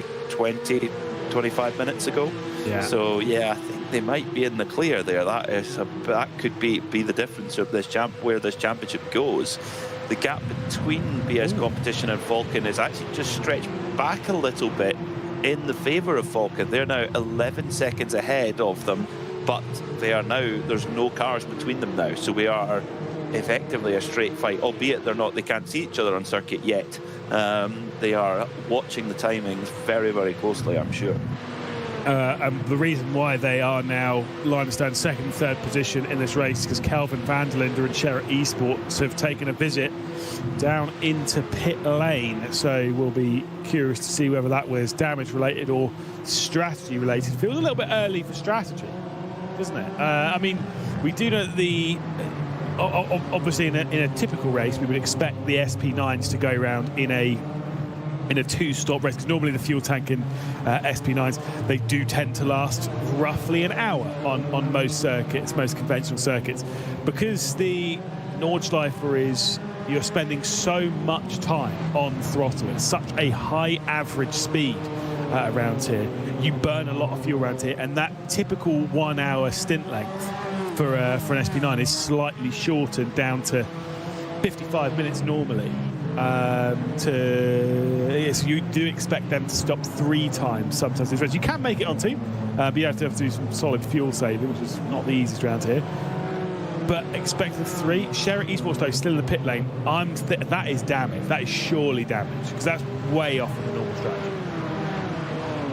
Yeah, I mean, we wondered if the Ford was a thirsty car, but yeah, that would be a little bit too much. So yeah, it might require a little bit of repair, and at this level, it's you can't afford any delay at all. De Jong has increased his advantage at the front of the field, now 10 seconds to the good. Remember, he does have that 5-second penalty hanging over him, but he's very quickly correcting that with his pace on track. Yeah, I mean, absolutely flying at the moment, and as I've said, at the moment with second and third for Falcon and BS, at the moment, because the fastest lap would go the way of HRT Esports by Coanda, that bonus point for fastest lap will go the way of the HRT car and not BS competition. If they want to be locked on points, BS competition versus Falcon, they need the fastest lap as well. And at the moment, they're off it by, it was a 7 minute 50.6 for Mitchell de Jong. It's a 7:52.2 for Ellis Seppänen in the BS competition car. That is unlikely to change over the next 10 to 15 minutes. It'll be post pit stop we might see a change on that one. Off the road, the Sherritt Esports M2, I believe, just scrambling for grip and losing a position as well. That might not have looked much, but that would have been a big old moment on board. There's a very, very fast part of the racetrack there coming through Beloff S and through to Schwalbenschwanz. Yeah, not the place you want to really go off your usual line. It all happens very, very quickly through there. It's one of the quickest points on the entire circuit. Maybe the Mustang is thirsty. Yeah. He's taking a visit into pit lane. Mitchell de Jong's relinquished the race lead over to Sindre Setsource, and he has returned into pit lane. So obviously that one more likely to be a strategy call, but it does allow Falcon Sim Racing to head to the front of the field for the first time this afternoon. All of the looks like all the SP10 cars have come in for their first stop as well. So they're running only really 50-minute stints, curiously. And now we're starting to see a slew of SP9 stops. Here we go now. Yeah, we've got the German Sim Racing ACV, we've got the Manfield car, Smiller Esports Pro, Scherer, the Stint 1 car, which does also have a penalty to deal with, as well as the Eiffelkind car that is also in pit lane. It's going to promote the likes of Scherer Esports up the order. HRT in the hands of Mitchell de Jong comes out 50 seconds off of the race lead, currently held by Falcon Sim Racing. There he is, fresh out of the pit lane with a few SP10s to navigate his way round as well. You can see there a 31-second stop. I believe as far as I remember on the regulations, that you have 2 mandatory stops in the SP9s that have to be 30 seconds. If you have to come in for a smash and dash, that doesn't have to meet the 30-second requirement stationary time. There's the damage on the Scherer Ford. Oh dear. Oh dear, that's front left. A lot of damage there for the car of Kelvin van der Linde, or was Kelvin van der Linde, now Jochen Krumbach. Well, so there's a few cars that have been able to get onto their 8th lap of the stint, which are critically the 2 championship contending cars, the Falcon 44 and the BS competition number 1 BMWs. The Malif Ford of Jaden Conroy in 3rd, so that is really interesting. So Jaden Conroy able to get into that 8th lap in the Mustang. Then it's the Nürburgring Aston of Alexei Nezov, the Sim RC number 13 Mustang of Alex Moore also. So there's actually a reasonable mix there of 3 different manufacturers there in that top 5 that have been able to stretch to that 8th lap. But to do that here, that does require quite a bit of fuel save to make that happen. Yeah, they've certainly played some of their cards right. Here comes, look, I was going to say, look to the inside for the EMM car, trying to attack the 905, but that one wasn't actually happening. It was more defending back from the Coanda. We saw the top 3 or 4 breaking away from the second Coanda car, Endura Esports. They are all now back to being one big train here in the Porsche Cup category, the second of our category. So that's great to see. With 9 minutes shy of the hour, I mean, the expectations this is going to take us all the way into our first pit stop of the afternoon. This battle remaining extremely tight. And look, this is, we say it kind of fairly frequently when we go racing around here. This is the category which tends not to disappoint. Always some great races. Yes, EMM have come out on top in all 3 of the races, but that kind of doesn't tell the full story. We've seen so many good moments in the Porsche Cup category over the years here in the Nürburgring Langstrecken-Serie. Again, it's showing again. It is. That it is. Yeah, really, really close at the front of the field. The frozen speed machine not quite able to make that breakaway at the front of the field, because it's now Coanda who are at the front ahead of them. So, but there's still, I mean, a 5-car, well, make it 6-car bunch that are all really close together at the moment. How much of an advantage is that going to be for those top 5 in SP9 who've been able to stretch it to that 8th lap? I think quite a big one. But I guess the good thing is, Lewis, is that, again, because both BS Competition and Falcon are running in the same car, they're both in the BMW, there's not one manufacturer that has any, one team that has an advantage over the other, because they're starting with the same stuff. So that is very much a straight fight between those two, although the gap is now up to 12 seconds between them. Yeah, I think maybe some clean air. Sindre Setsource has been putting the right foot down quite hard. 12 seconds. Like I say, it's gone up by a couple of seconds over this lap. Wonder if Elias Seppänen is a little bit more involved with some traffic at present. And I mean, that's just the ebb and flow of traffic management, isn't it? Sometimes that you'll have a good lap where you can pick your way through and have a clean run. Sometimes you can't. And for them, obviously for BS Competition, if they are requiring that fast lap like we believe, they are going to need to find some clean air post pit stop. This is navigating some lap traffic here. SP10 is trying to get past one of the M2s. That M2 is not a BMW M4 that sits in that SP10 category. Can be sometimes a bit hard to pick the difference. It can be, yeah, it can be. We're almost at a third race distance now. See the driver changes, and that that can switch the order of things as well, where some teams will, if they have the choice, and the other, of course, in SP9 you have to put your real world driver in first, but in the other categories you have the free choice of who you put in and when, and sometimes that can change the order round a bit as well. The top 5 in SP9 should be making their way around to the pits very soon. Actually, they're into the 3rd sector now on the racetrack. So you're heading to about last quarter of the lap now. Yeah, I'm sure we'll be seeing obviously after the end of lap 8, the SP9 contingent heading their way onto pit lane. Not sure then how long this race is expected to be. My predicted lap count puts it at 23, but that can't be possible if we've completed 7 laps and we're 2 hours and 6 minutes left to go in the race. But it is normally around the 23-24 lap. Unless are we on lap 7, or have we completed 7 laps? Completed 7. Yeah, that's what I thought. We'll cross that bridge when we get to it later on in the race. But obviously some pit stops still to deal with the SP9s, and the cut we kind of see get to the hour with relative ease from memory, and that's why they sometimes cause some issues in the SP9 category, because of the straight line speed of those cup cars.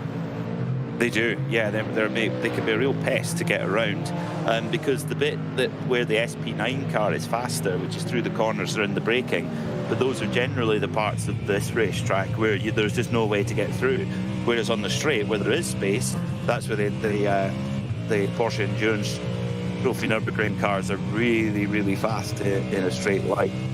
Ride with Norby Kiss as he comes through the Beloff S and into Schwalbenfurt. This is that corner right there. That's Kevin Extra's favourite corner.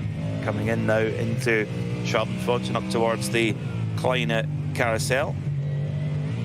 And pop out, and you're looking up the hill towards Galgenkopf, trying to get that exit just right. Up on the curb there, and then over towards the right, clips the apex. Oh yeah, carrying loads of speed there through Galgenkopf, and then you just catapult onto the Dossinger Ho, and you can take a bit of a deep breath.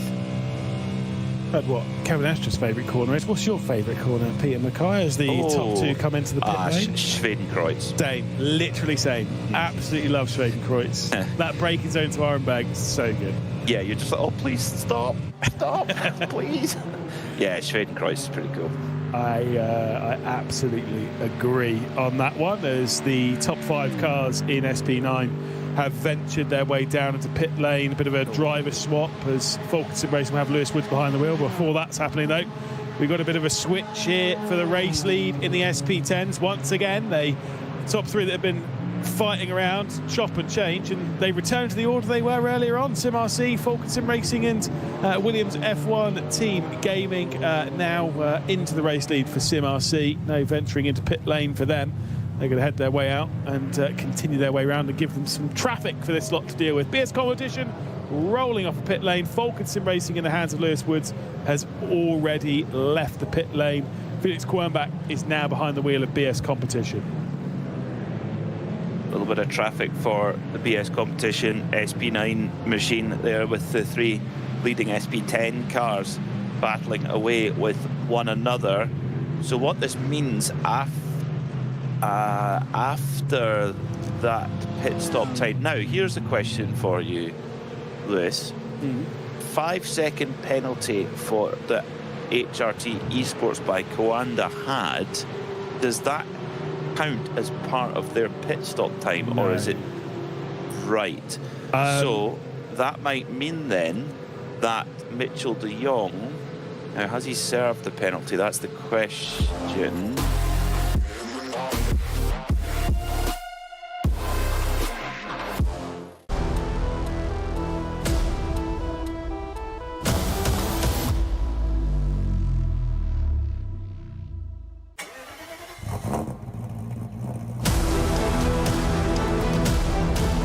Hol dir jetzt dein eigenes Motorsporterlebnis nach Hause. Dein Online-Shop für Simracing-Hardware und Zubehör. www.simraceshop.de. Liebe Fans, Lovely fans. besucht uns auf unseren Social Media Kanälen, Follow us. Auf Facebook, Instagram. YouTube und TikTok. Willkommen bei der NLS.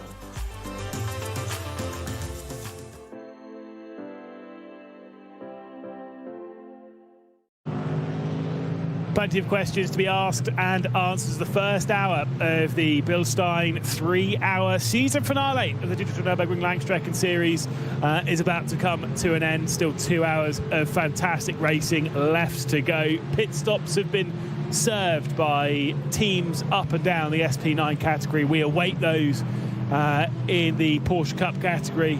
And I'm sure we're in for some heavy drama. Let's see what's been happening with the Porsche Cup, heading down onto the end of the Dittinger Hoa. It was the Frozen Speed Grid and Go-Kart getting to the outside of Coanda. EMM were looking to try and make it through wide and sneak their way back into the race lead. They are running first and second in the Porsche Cup category. It's back to 3 wide between a lot of them, and they are able to work their way back through some great moves as we were having a little bit of a breather then.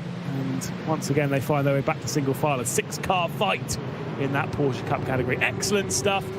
Obviously, it's myself, Lewis McGlade, it's Peter Mackay in the commentary booth through this season finale as they all dart their way into pit lane.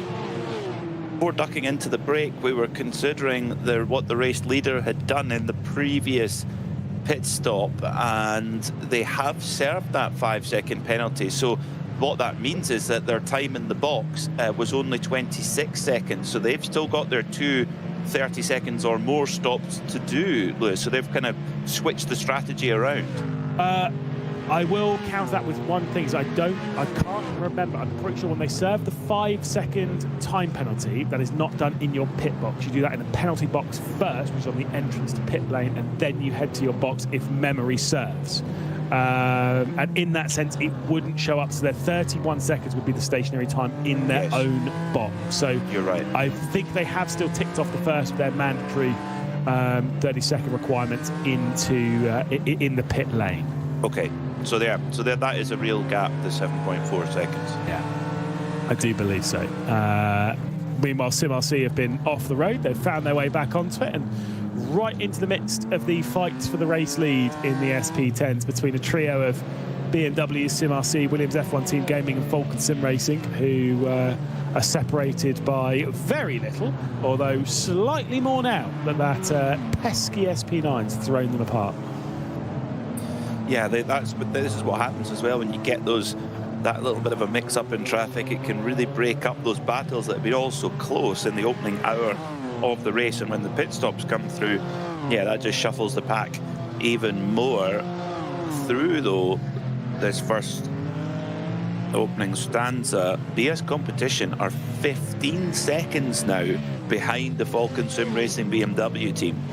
So they're losing time rather than gaining it. Yeah, absolutely. I mean, that is some of the nature of it around here. That you just get caught up in basically other people's business. 9 seconds, so 9 seconds to 7 seconds, well, I can read times.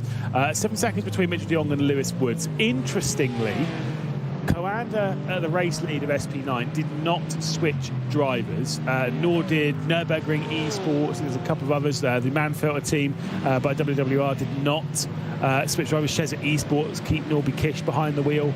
But Falcon Sim Racing, they've switched out for Lewis Woods. BS Competition, Seppelin's got outfits. Quernbach's got in behind the wheel. Marla's got Kate Kashuba behind the wheel as well now.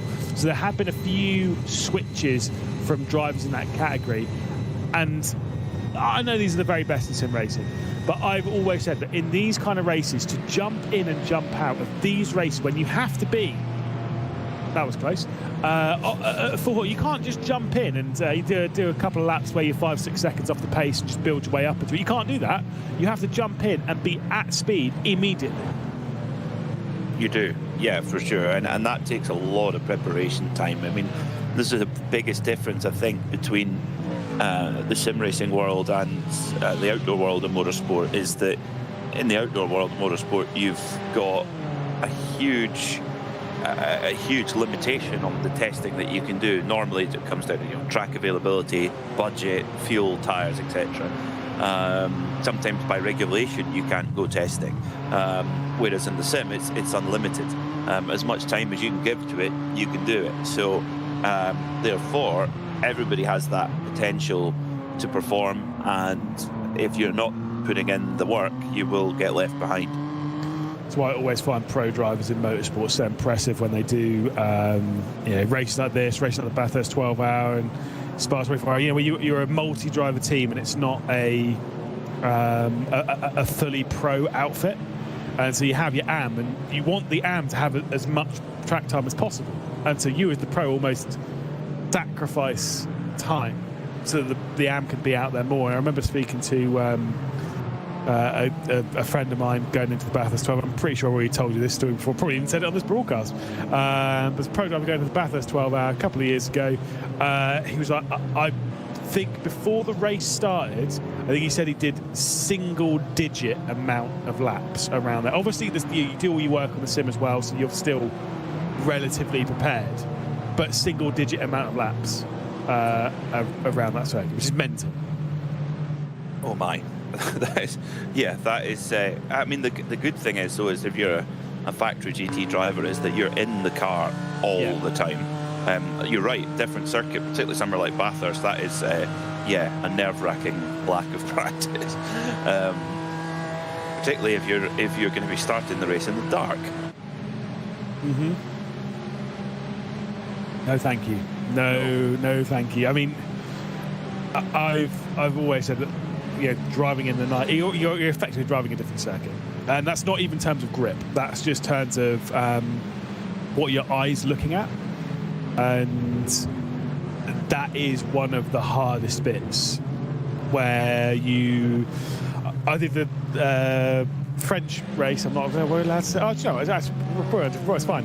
The 24-hour Le Mans. I did it a few years ago, different platform, sim racing, whatnot. I did all of my practice at night, and then there's one time where they were like, right, here's the practice session, we're going to jump on, it's a day practice session, but it's fine. Because I did all of my practice at night, I had no idea. Like, there was almost too much reference. I could barely drive. I could barely keep it on the road because your reference is completely different. And so I couldn't imagine what that would be like, being like, start with, what was it, 6 o'clock in the morning, hop in the car, off you go. Don't worry about it as the battle for the Cup lead continues. But it does. EMM all of a sudden are at the front of the field, and pit stop wise they're exactly the same in terms of time at the pump.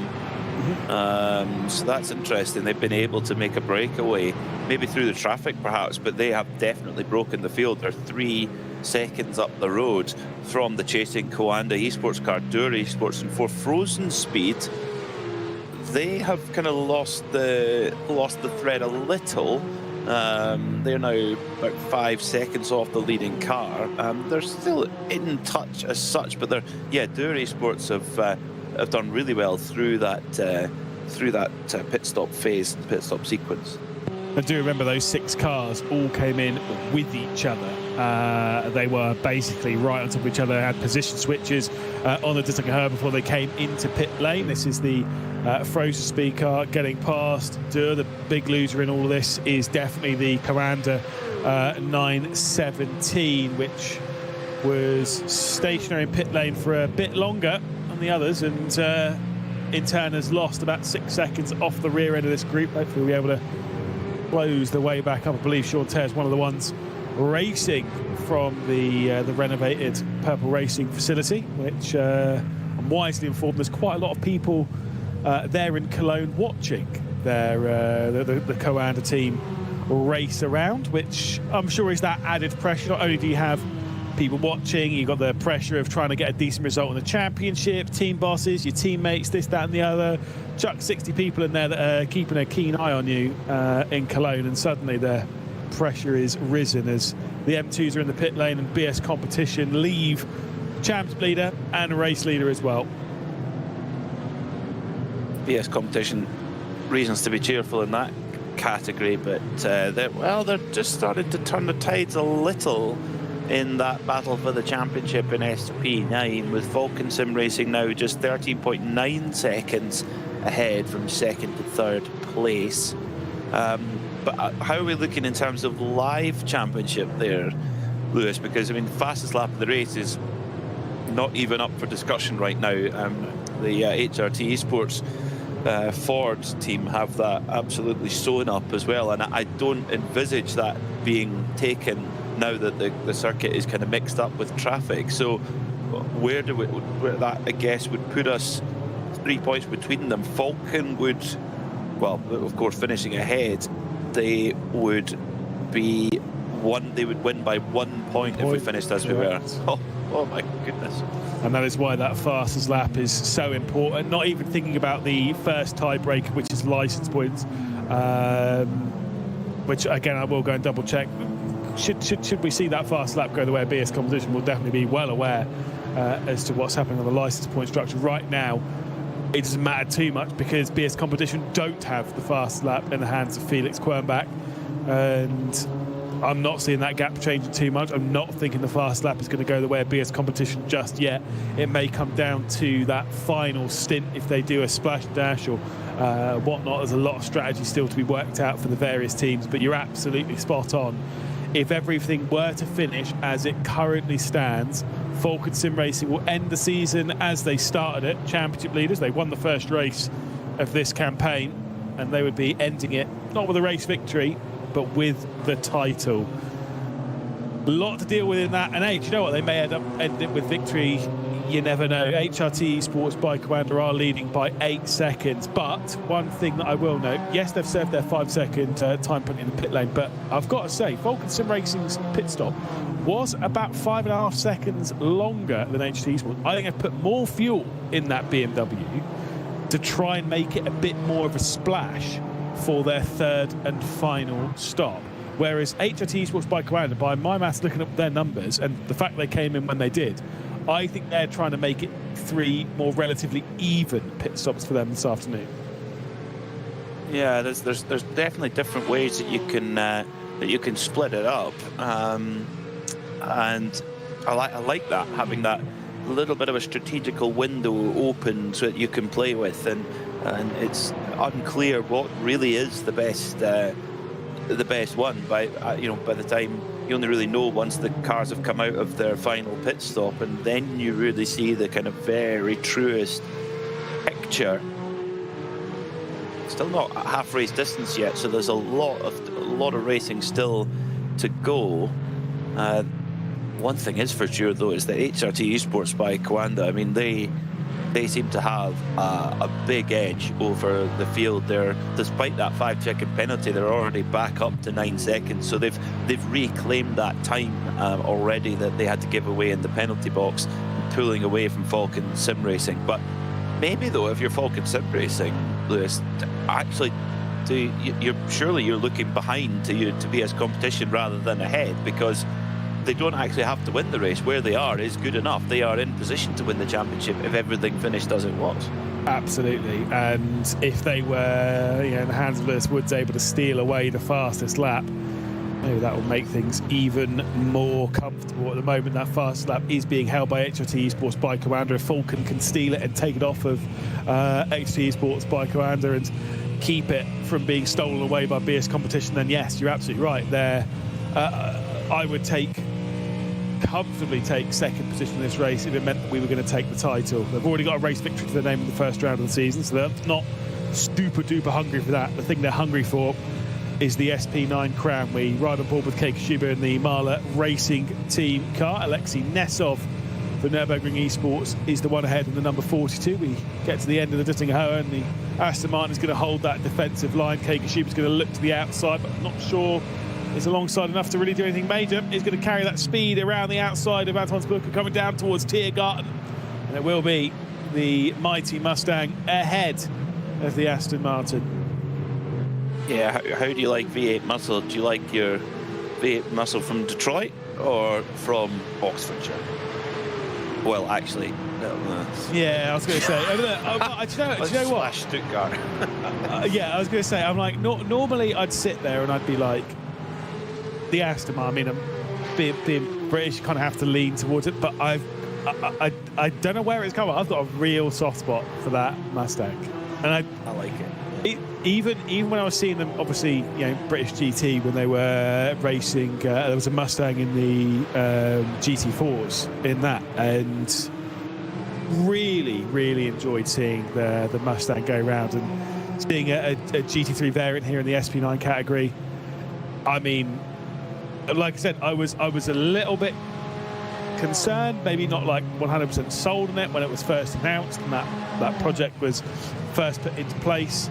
Yeah, I think it's such a good fit. It really does work. It looks right in the category. It looks aggressive and mean, and when you're seeing it going toe to toe with an Aston Martin, with a Mercedes, with a Porsche, with Lamborghinis and Ferraris and stuff, it just looks right. It does, yeah, it does, and it's. I think I like about it as well is the GT3 category is it's so relevant to what you can see out there on the street. I mean, okay, you don't see Aston Martins or even Mustangs every day, but you see them every now and again, and that's special. And so when you see a racing version of it as well, it's relatable. You pick up any car magazine and you'll see the road-going versions of these cars, which are obviously heavily converted for racing, but they're on the front covers of the car magazines. They are the exotica, and that's what we love to see. Yeah, sadly, the only Mustangs that I see on a regular basis is that the EMAC Mustang, which is not a Mustang at all. It's not, no. Neither is the Capri a Capri. No. I actually saw a Capri the other day, as in an actual Capri. Oh, really? Oh my God. Yeah. Oh, yes. Love a Capri. Group 5 Capri. Oh. Absolutely love. I mean, Group 5 cars in general are mental, and I love them. And if there was one category that I would love to see on iRacing, it would be Group 5. Even though I know no one would drive them, I don't care. I just want to see them. We do. That's what we want to see. Well, at the moment, the number 917 of Coanda Esports, Sean Terr, right behind Smirillis Racing, Nicholas Last. That Smirillis car had some connection issues earlier on, which luckily they've been able to keep going. Meanwhile, Frozen Speed trying to hold on to their third position, just ahead of Coanda Esports, which they do. So actually, some good moves going forward there from Frozen Speed. Managed to break the Doer Esports car, but up the road, 3.5 seconds up the road, EMM doing what they've done all season. Yeah, and importantly, it is those two EMM cars that are together. So where if it was EMM and Frozen Speed by Grid and Go, where you'd see those two battling consistently on the Dittinger or going side by side down into Tiergarten, the fact that it's the two EMM cars, Luca Alpert and Raphael Renhofer, who sit line astern first and second, they'll be playing some strategic games to keep them either that way round or change it if the slipstream would be advantageous to flick around to the Dittinger. Things like that, they can play those strategy games between them. So theoretically speaking, as long as they play their strategy all right, EMM are very much in prime position to take yet another victory and sweep the class. They would take all 4 victories from 4 races, of course, BS competition, the other ones that are capable of doing that in the BMW M2 category. That would be quite impressive in that category to be able to pull that off. They've got an hour and 43 minutes ahead of them to try and get that achievement. Nürburgring Esports in there as well. They actually have one thing. I've been to the Nürburgring now 3 times, and I've never been to the esports bar. No, I need to do that next time. I mean, I've been twice, but Arjuna, who's the biggest fan of the circuit that I know, has been here 0 times. So that's good. We've got that apron. Fine. And we're honest about our golf handicap. Unlike it's fine. No, honestly, it's the home of motorsport for a reason. I came here in. I've come here twice. Once was when Sim Expo was here. Obviously, a great sim racing event. I know it's moved away from the Nürburgring, but still, it kind of feels like it's its home still. And I came here for the big race, the 24-hour in 2018, which was the moment that I realised that I need to stop being a sim racing driver, because I ain't going to make no money doing that, because I am not good enough. And then decided to move into competitive perspective. It is a wonderful place to be, and it is great that it feels like a home of motor racing. And with things like the esports bar, racing cafe, and whatnot, it almost feels like a little bit of a home of sim racing as well, to a degree. So it's nice. It's got the double whammy. Yeah, I like that idea. It's always nice as well to have a go on a proper rig as well, rather than cobbled together setup I've got at home. Yeah, it's really cool to let people experience it for the first time too. I remember before I got my own rig, I don't think the bar's there anymore, but there was a bar in London in Shoreditch that had a proper setup actually, with a central course it was, and I've got to get myself one of these, and here we are. Yeah, years later. I mean, it's becoming a bit more commonplace, isn't it? Places like Simply Race, of course, run by Mike Harris, well involved in the world of sim racing on broadcast and stuff. Who obviously has 2 spots, Milton Keynes and Manchester at the Trafford Centre. You've also got Drive Lounge, of course. They've got one in the Westfield Shopping Centre in White City in London, and I work there probably 10 or 12 times a year in White City in London, and I still haven't been. Isn't that bad? I'd hold it back. I wasn't invited to the opening day, so I hold it against them. Awkward. Do they know who you are? Do they know you've won not one, but 2? But two VCO Best Commentator Awards? They do, mostly for the fact of, obviously, name drop here, Steve Alvarez Brown, Super GT, is well invested in Drive Lounge, and not too long before they opened that place in the West. So we were doing some work together, and I kept mentioning that. Clearly didn't go in. That's fine. Don't worry about it. Obviously not. No, I'm just a small fry to this lot. No, obviously sim racing's more accessible than it's ever been. But those proper sims, the ones like the motion rigs, I'm not big on them. But there's someone who was well involved in sim racing when I was getting into it, a guy called Robert Wiesemuller. I saw him behind the wheel of a motion rig. Probably one of the scariest things I've ever seen in my life. He was throwing that thing around, and he looked intense behind the wheel. I was terrified, genuinely. I have seen a motion rig of someone driving a rally game in an Audi Quattro, and there was a lot going on. Like I say, I think I'd rather it just be on steady ground. Mm-hmm. And VR, no, that's the one-way ticket to Vom City. I've got VR. I have raced in VR a couple of times. I actually, it has its pluses and minuses. And I do think, to a degree, it will be the future of sim racing. To a degree. There are certain things that need to change. For example, it's very hot. Right now, I always use this example. Let's say you're driving around a circuit like this, and it's intense work, isn't it? You know that in the middle of a race, your heart rate is actually quite high. It's not far off cardiovascular exercise when you're in a race. Not just driving around the circuit, because it's not the physicality of driving, it's that mental focus. You can get your heart rate up to 140, 150. I've seen even in intense battles. Jamie Flute once posted his heart rate from a 15-minute race that he got his up to, I think it was like 175 in the middle of the race. That creates a lot of sweat, a lot of heat, a lot of sweat. When that sweat starts to go down your forehead and then around your eyes, with VR attached to your face, how do you get rid of it? How do you stop that sweat drop on the end of your nose? Oh, right. As soon as the sweat goes in your eyes, you're in trouble. Yeah. So to deal with that, you have to get your hand under the VR. You have to move the screen, your one thing that you're focused on to see where you're going. You have to move that slightly out of the way to get to it. That is an issue. Let's go with that. So that for me is my main issue with VR. It's the heat, and also it does get quite hot. But the heat of it, the heat of you during the race, and for a lot of people, motion sickness. So I get it, but doing the odd lap in it's pretty cool. Yeah, 1 or 2 laps. That's enough. That's enough. Well, give me triple screens. We talked about how SimRC and SP10 they had to just no risk, be nice and tidy. They're just pulling away at the front of the field. They're doing a superb job. They're wanting to win this championship from the front. Meanwhile, in second, Falcon Sim Racing, they've got their mirrors full of the Williams F1 team gaming car in third place. So, and the more that they fight, the easier it will be for SimRC to pull away and drive away into the distance with the championship trophy in the boot.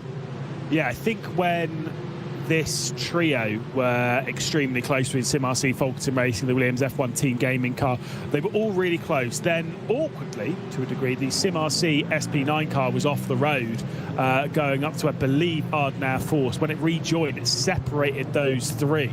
And that, in turn, has allowed Adam Isaacson to pull away by, as you're quite rightly pointing out, about 6 seconds. In that category. It does seem as though that at least in the lower categories, victory does seem to be coming by the team that is destined to become champion. BS Competition is cocked behind the wheel in the M2s, as we're starting to see an SP10, M4 onto pit lane. Yeah, BS Competition in control of the M2 category and the title race in that as well. SimRC, very much the same in the SP10s. They are in control of the title race and this given race as well. Same with EMM 1-2. They're running in the Porsche Cup. The one that's a bit more open and up in the air, as it was coming into the round, is the SP9s, which is definitely not done. A lot more to talk about as we're rushing in to the halfway point of this race. Look at that lead for BS Competition at the bottom of your screen. 40, nearly 15 seconds BS Competition lead in this M2 category. They have been the dominant force, and it is showing. It is, yeah, they're really showing their class. Coming back to that SP10 discussion, SimRC, the championship leaders and race leaders, they had a little bit of a nervy period just a few moments ago because Williams F1 Team Gaming protested them for a pit lane infringement, but race control had looked at it and deemed no further action because they said there's another car beside driving as well as possible in the fast lane. So it was something to do with a little bit of a disagreement in the pit lane, but SimRC cleared of any wrongdoing there, which is critical, of course. The last thing they want when trying to get a championship sewn up is any penalties hanging over them. Yeah, absolutely not. I mean, the penalties are the one thing that's going to stop and change things around. To the man-filtered team by WWR. Oh, I mean, to be fair, good to keep the rear end out of the barrier, good to keep the front end out of the barrier. Do you know what? You would take that every single day of the week, having a spin there. That's terrifying, I'm sure, for Norby Kish and Shez at eSport. But if you can have a spin around here and not clip a barrier on either side, it was very close with the rear, you would absolutely take that every single day of the week. I think you as soon as you're finished, you take a one-way route straight to the Tankstelle, the petrol station on the Dottinger Ho, and buy a lottery ticket, because there's the chances of you spinning around here and not hitting the barrier are almost nil. Absolutely. And then when you do win the lottery, you can then spend it all on model cars in the Tankstelle. Yeah. And do you know what? It's actually one thing. I actually don't have any model cars. I've been very good in my time. I've got a few Legos. I've got two. Well, I've got two Lego cars. I've got one Lego car and one Lego Millennium Falcon, but not the enormous one. I do have on my desk right now an Audi RS5 Class 1 DTM model, which I got from the Tankstelle. Nice. Yes. Nice. What Lego cars have you got? I've got a Ferrari 512M, which I actually bought at Bologna Airport when Ryanair decided to delay it for 7 hours. Classic. So I bought it in the duty free and built it while we were waiting. I've got a Porsche 930 Turbo, a Mustang, and an Audi Quattro Group B car. Nice. There you go. I have the Porsche 911 RSR. Oh, nice. Which was, and this is kind of a little bit, I didn't pay for it. Just context. You're a big deal. Lego. It was a prize for a championship, and Lego wanted me and Arjuna. Arjuna has one as well. He wanted us to. They wanted us to have one, as there was a prize. It was for each round. 6-round champions. One of them was given out for each round, and so they said, "Well, you can have two." So me and Arjuna got one, Arjuna got the other, and they wanted us to have them built so we could show them on broadcast. I was like, mate, I'll absolutely will do that. And it was when the Tokyo Olympic Games were on. So for 3 mornings, it's quite a big set. For 3 mornings, I woke up, went downstairs into the kitchen, put the Olympics on, and just played with my Lego. What a time to be alive! Love it.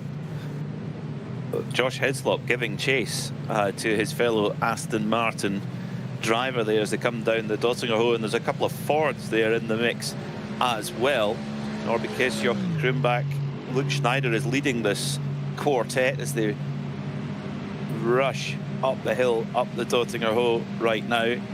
Absolutely flat stick underneath the Antonius Buche bridge, and then into the dip at Tiergarten where, you used to get that compression. Here comes Hislop. Hislop going through. Oh, no. Oh, dear. Well, unfortunately, it was always going to happen. German Sim Racing sent round and thankfully didn't get spat back out into the front of Sheza Esports and, of course, Sheriff Esports. Quite hard to say those two back-to-back, isn't it? But that, unfortunately, was always looking like it was going to happen. That's a shame for Luke Schneider. I don't really know what much he could have done there, and I think that might be a protest going in for Josh Hislop. How many times do we see that at Tiergarten where the driver behind will get a good slipstream, set the move up through Antonius Buche, and then go for it up into the Tiergarten, and it just narrows and it's so fast there. Who could forget 3 years ago now, the Vantor brothers getting into it there early on in the race. Let's get another look at it then. So Hislop, there is a car's length there. He's right alongside and then just comes into the side of him. I think it was clipping that curb on the right-hand side. And it just, obviously, when you do that, it's so narrow around there. It feels like you've got so much space because the walls are so far away. The walls aren't the problem.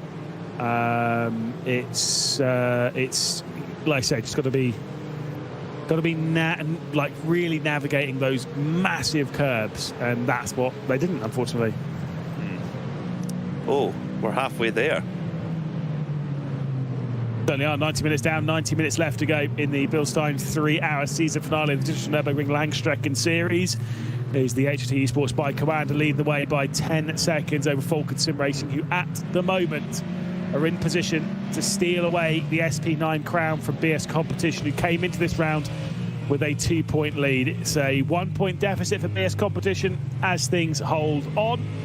For the other categories, for the Porsche Esports Endurance Nürburgring. That one is going to be separated or already sorted out for EMM as they switch round. They've already got the title. For the M2 as well, it's BS Competition's title to lose. For SimRC, they are in position as well to steal the title if they don't crash. That'll be the important bit. For Smillet Esports, though, who are running on board with Norby Kish directly behind, the Shezza Esports car is trying to find that way round, but cannot get past the Smillet Esports car that's already been involved in some drama. A lot. Yeah, Norby Kish right there behind in the Mustang.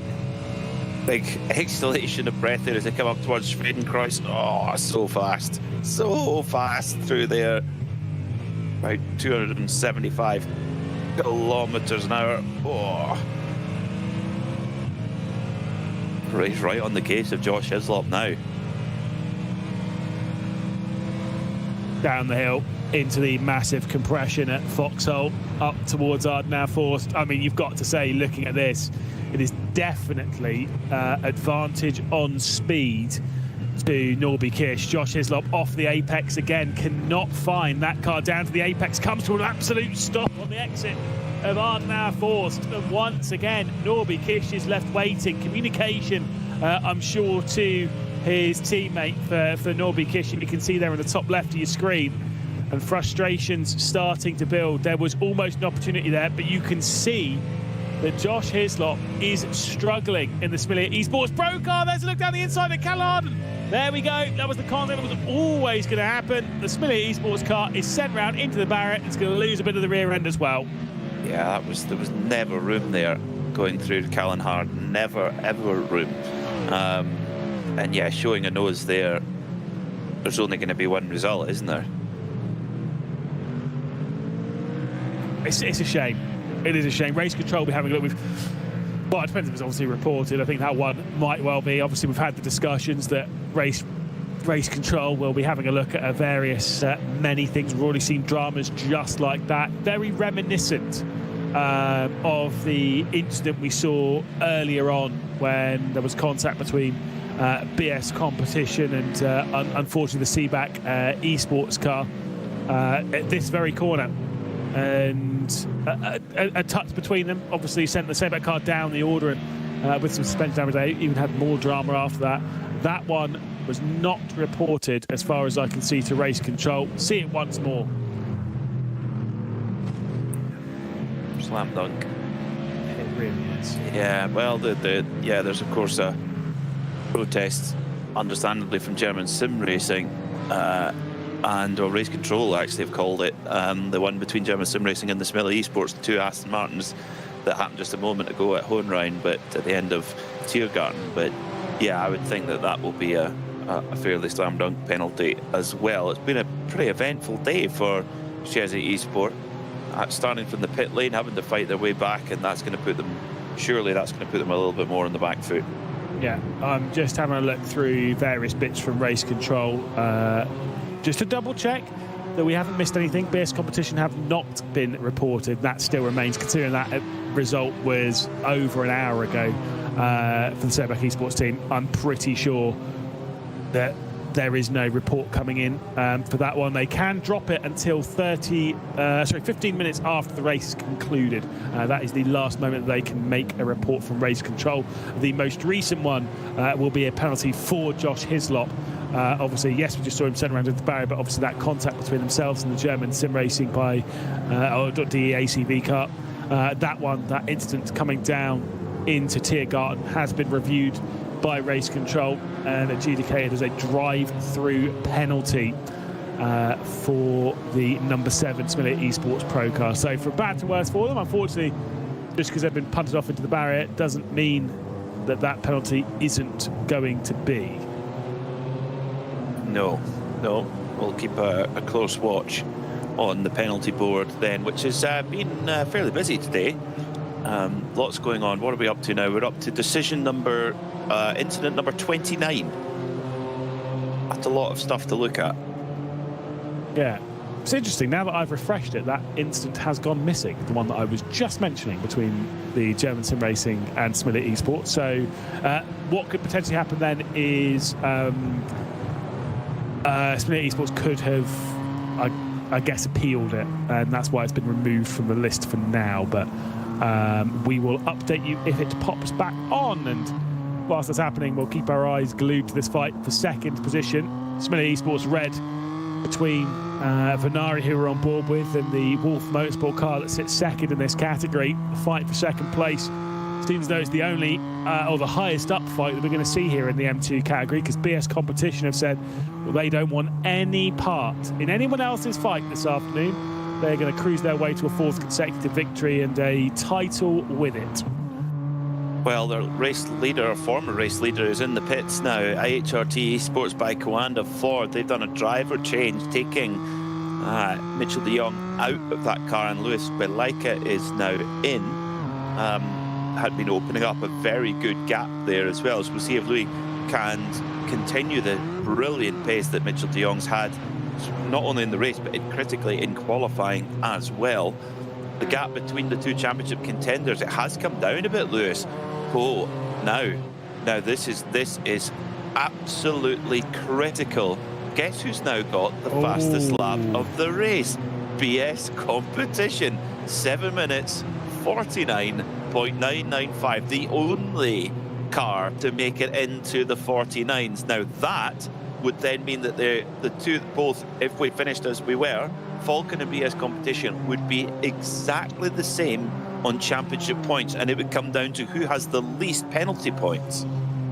I will go and send a quick message to Race Control to see who has the most penalty points between those two teams, to who would win the championship in that case. Because yes, I did just notice that as soon as you pointed it out.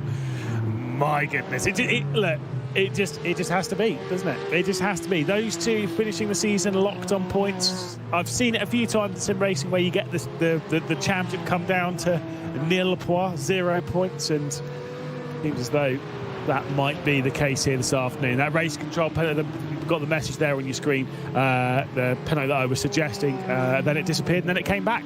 It is indeed a penalty for Josh Hislop after that contact between Smiley Esports Pro and the German simracing.de car. We've got the two Scherer Esports cars here in 8th and 9th. I believe they are the highest play. Oh no, sorry, there's the second highest. There's the second and third technically in the AM category, because Carlar are the ones that are ahead of the AMs. You can see that's noted by the ticks next to their names on the left-hand side of your screen, where you've got the PEETN, the Porsche Esports Endurance Trophy Nordschleife.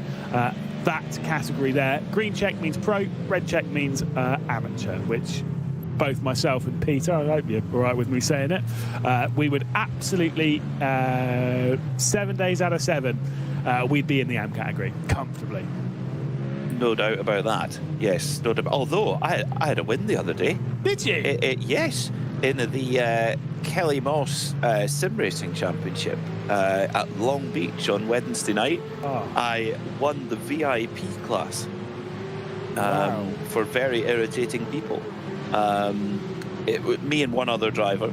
The other driver started at the back of the grid and got a bit stuck in a Long Beach traffic jam, and I managed to not hit the wall and won. So I was very pleased. And the other driver was IndyCar driver Dan Clark as well. Wow. I was very pleased with myself. Yes, they don't come often, so I have to mention. I mean, I cannot tell you the last time I won an iRacing. I think so. The problem is, obviously, when I don't tend to do league races. If I ever do official races, I have a significant problem where my I rating is higher than my ability level. My ability level in sim racing, because I don't drive anymore. My ability level in sim racing is probably not far off 1.8 to 2k, right? Probably in that kind of camp is about where my ability level is, and my I rating is 3.3, I think. Oh no. But the problem is, you would sit there and you'd just be like, well, just go and lose some I rating then. And I thought about that for a little while. For one, you get precious about it when you're in the middle of the race. You can't help it. For two, I did 3 Formula 4 races back to back where I was the slowest car on circuit by quite a way. And you would think, obviously, you're going to lose some I rating there. In all 3 races, I gained. All 3 of them, I gained I rating. And the reason is everyone crashes. And it's just kind of like I'm trying to lose iRating here, and sometimes it's a good problem to have, I guess. But it means that I have accepted that I have won my last iRacing race, and I won it a long time ago. Maybe you need to come in as the gold or platinum driver in our team. Is that what you reckon? Yes. Good. Well, I mean, surely I'm a really bad gold driver. Doesn't matter, but I would say mine's probably a little bit lower than it probably should be. No, I'm definitely not quick on this. Every time I drive this, I think that's why I lose. You know, I don't practice anymore. I think practicing is one of the hardest things to do in sim racing, and the reason for that is the mental focus. If you're watching this and you're thinking, "Cool, these drivers, they're obviously very well practiced." That was a little bit wide there from the Sherry Esports car, and nearly into the barrier. Miss, hit, miss. That was nearly miss, hit, miss, hit. When it comes to that barrier there on the left-hand side. But no, when it comes to practice, especially for special events and things like that, for every lap they do in the race, they are probably doing, at a bare minimum 3 laps for each lap in the race. Normally it's probably close to 10. Out wide again goes Cirella, and it's going to allow Noah Ida to come through, and so there is going to be the position switch here onto the outside, and Cherry Esports is going to drop back down into 9th spot. But yeah, normally you're probably aiming for 1 lap in the race equates to about between 5 and 10 laps of practice. Drivers do put in 100 laps of practice, and it is the most soul-crushing thing, and it's why I've seen a few sim racing championships these days where they we had this with the iRacing Formula 4 Global Esports Championship, where they announced the circuits the day of. I think this is a big thing that obviously can't do it here, obviously. But announcing the circuits the day of, I think, is a big thing for me in high-level esports competition, because you're seeing the drivers learn, then qualify, then throw it around. They're making mistakes. They're being forced to be better than just practicing time and time again. Yeah, I think that's a great idea, because when that practice time is open, it becomes a real grind, doesn't it? So, but like you say here, this is a circuit that there's no substitute for overall lifetime mileage. Right. Here, I would say, I think rather than the cram 3-4 days of practice before an event, this is where there is no shortcut to the actual lifetime mileage that you have around here. 100%, and that's why a circuit like this, when you have like the top tier level drivers of sim racing, when they're so well versed at this circuit in this car, do you know what, that difference of practice time actually probably doesn't make as much of a difference as we sometimes give it credit for, because they're all so well versed around here. They've done so many laps around the circuit before that even if they jumped in last minute, they'd probably find their way to the same kind of speed during the race anyway. It's the consistency of that time is dealt with. It's the running fuel numbers and such. That's where you gain that extra little bit from all of that practice. Yeah, definitely. The gap is coming down at the front of the field. Falcon Sim Racing now just over 8.5 seconds ahead of BS Competition, their championship rivals.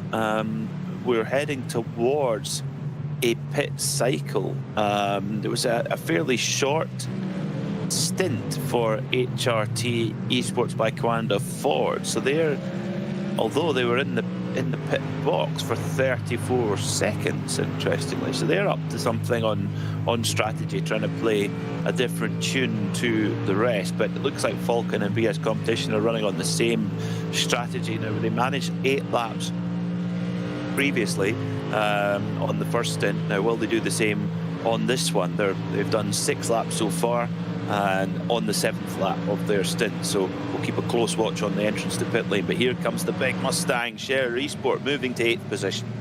Yeah, indeed, working its way past, and we've seen the position switch between these two a couple of times, and a bit of contact as well, bit of brushing as well as they head through Antoine's Booker. Now a bit more of a hit as well, side by side towards Tiergarten. No lifting between the Merc or the Mustang.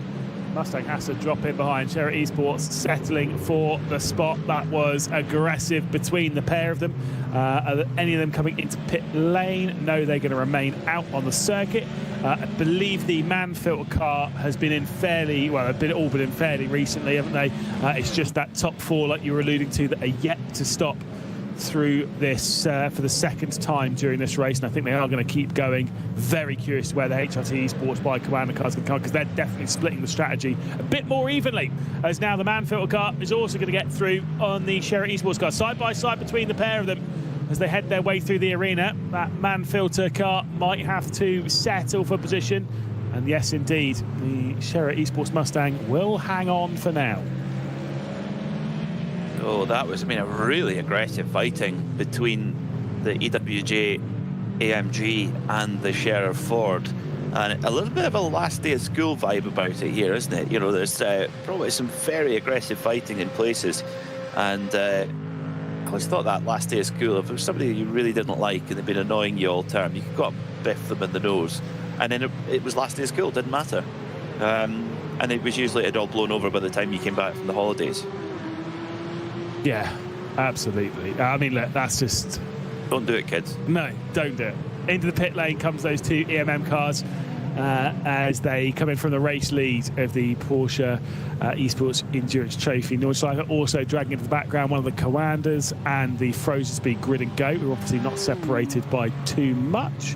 I am trying to find an answer as to the difference on points, as to where that is on the license points from the BS competition, and of course our at the moment champion-elect Falcon Sim Racing, but hold fire, I'm not 100% sure as to which way around it is.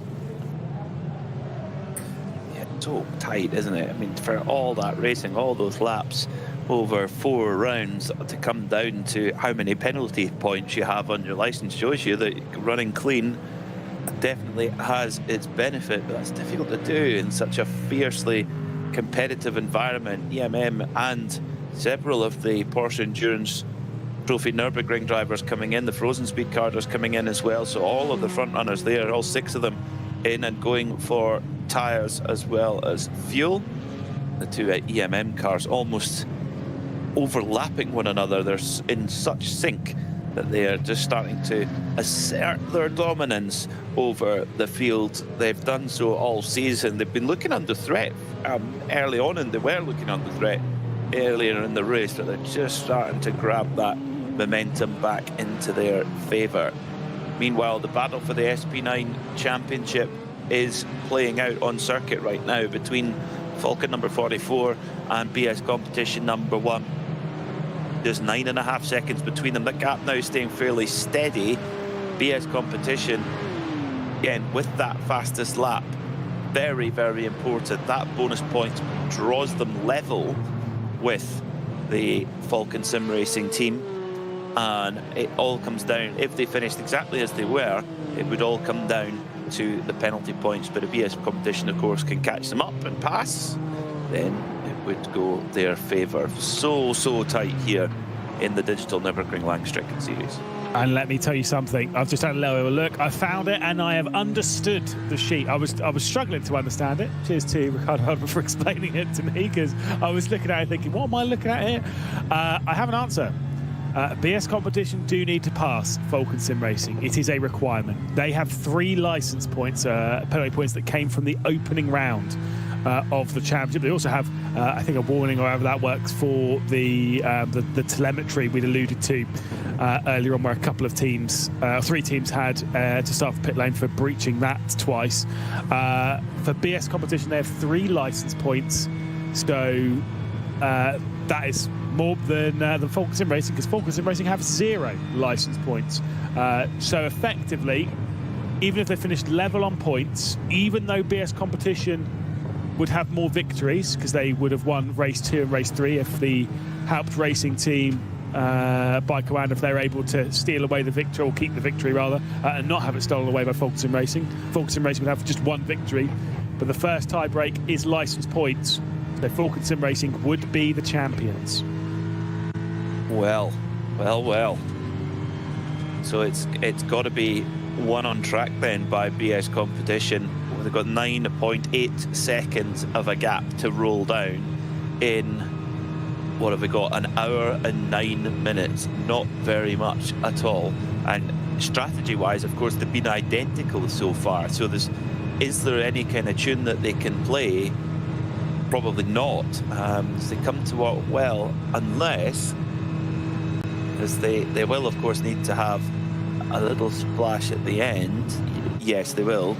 But can they go an extra lap? Falcon have done 6 laps on their side. No, they haven't. They're coming to pit. So here we go, Lewis. If BS Competition can they can get an extra lap of fuel in this stint. If they can get an extra lap in their stint, no, they can't. They've come in as well. So again, no strategical difference. So they have to run that time down all on track.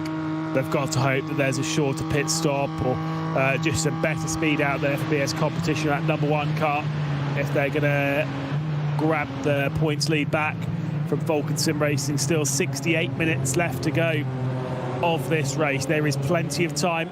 A stint, there's another pit entry that's going to be required for BS Competition and Falcon Sim Racing, along with the HRT Sports by Commander. They're all going to have to come into the pit lane at least once more this afternoon before reaching that checkered flag. I do believe that Lewis Woods and Felix Querback are remaining behind the wheel as Louis Balicki is going to take over the race lead for HRT Sports by Commander. So Falcon, out they go. Lewis Woods going to take the car to the finish. If they had gone an extra lap, I don't think it would have saved them a stop anyway. But interestingly, that they managed it in the first stint, but not the second stint. They've both been pushing. Whoa! Oi! The Manfilter car and Share Esports come to blows going through the climb carousel. And Share Esports sent around. We'll catch a replay, I'm sure, as to what happened between those two. But a little bit of fisticuffs and a quick bodge between the pair of them. Back to your point there, Peter. I've lost it now. Yeah, same. Well, we'll just watch these two go up the hill, shall we? They're not going to change position even into Bravery Corner. It's been a perfect race, isn't it, so far for the EMM team. It's been a perfect championship for the 905, and they've got 6-7 minutes just to cruise around and enjoy it, basically. Drink it in. Drink it in, enjoy it, and no mistakes. Finish off in the best possible way with an hour and 6 minutes on the clock. It's been total dominance from EMM Esports in the Porsche Esports Endurance Trophy. This is what happened at the Kleine Carousel. Oh, the Ford gets in the back of the AMG on its own. Yep. I thought it might have been the Manfilter car tapping the rear end of it. I was completely wrong.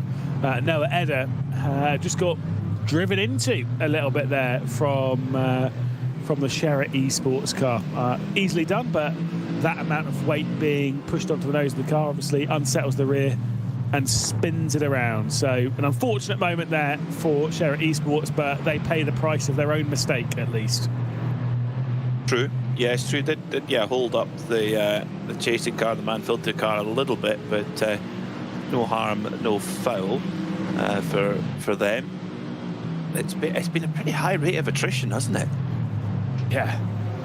Yes, it has. There's been a lot of... I mean, this last race of the season, they're throwing it around as hard as they can, and that's why race control sometimes has been a little bit busier. Norby Kish, by the way, has just received he did it recently, and I think he's already served it, a drive-through penalty, contact between themselves and the Spillet Esports Pro car. That was obviously for the run down into Callanhard from memory. You said it was a slam dunk.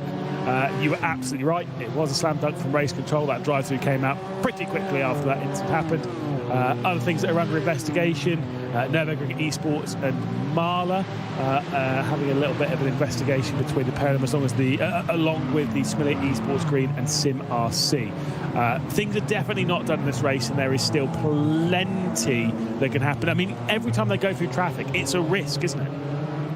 It is. Yeah, that's the thing, is you just don't know. You don't know sometimes what car's going to do ahead of you, and it just takes one tiny honest mistake from another car and it can ruin your race, and that's always what's so nerve-wracking, particularly in multi-class racing and endurance racing, that you can be tripped up at any moment. You have to maintain that focus and manage the risk level as well. You know, really don't, if there's not a reason to be pushing absolutely 100%, drive with a bit of a margin if you can, and just assess that risk as you're going along. And it is one of the big, obviously that risk comes from whether you're setting it down the inside, getting involved in an incident, sent out into a barrier, or whether you're maybe navigating lap traffic. And remember, it is the top category, or the higher category between the two, that is the one that's kind of in charge when they're going through the lap traffic. If they're the ones that make the mistake, they're the ones that's going to get the penalty. And at this point in the race, at this point in the season, you can't afford to be picking up penalties. We've got just over an hour left to go in the BILSTEIN 3-hour season finale here, and we've got plenty of battles up and down the order. It's a 6.5 second lead at present for the HRT Esports Bike Commander over Falcon Sim Racing, but Falcon Sim Racing at present will be potentially winning this championship. As things stand, the gap for the championship lead is 0 points, and on the first tie break, Falcon Sim Racing will take the SP9 crown. But what more stories have we got to tell over the final 63 minutes? There's more pit stops afoot, there's more drama afoot as well. We're going to have a quick breather, and when we're back, we'll take you through the final hour of the BILSTEIN 3 hour.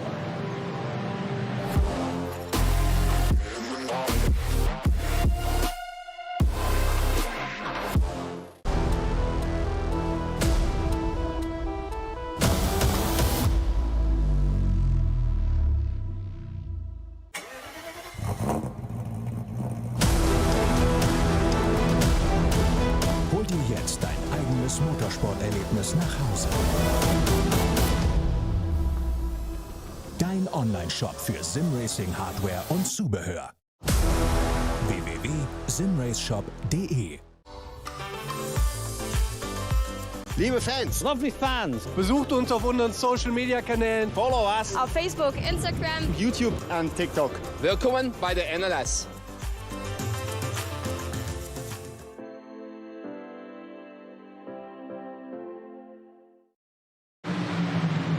The final moments are ahead of us, and we are strapped in and ready to go. Who is going to be taking victory in this final race of the season? I've got some thoughts on that one, Peter, because I don't think it's as settled as HRT Esports Bike Commander are thinking at the moment at the top of that category. I think they've got a longer stop in. I think Falcon Sim Racing might not even be finishing this championship level on points. I think they might even be able to steal away the victory. We've only got an hour to go, though. Only an hour left in what has been a superb season through all the classes, and isn't it wonderful that it's coming down to a fight between the top SP9 cars. I mean, that's what gets the juices flowing for us in the commentary position. For fans as well, they want to see the best drivers and the best cars going for the championship, and that's exactly how it's playing out at the moment. It's a little bit of a back and forth right now with the strategy, etc., further down the field, but the gap has come down a little after that last pit stop. 8.5 seconds now is the gap between Falcon and BS Competition, but you have to think, Lewis, that they need to start cutting into that gap quick. With just an hour to go, they've got to start putting the pressure on Falcon. Yeah, I mean, you can't let them run away with it, but I'm going to say it now.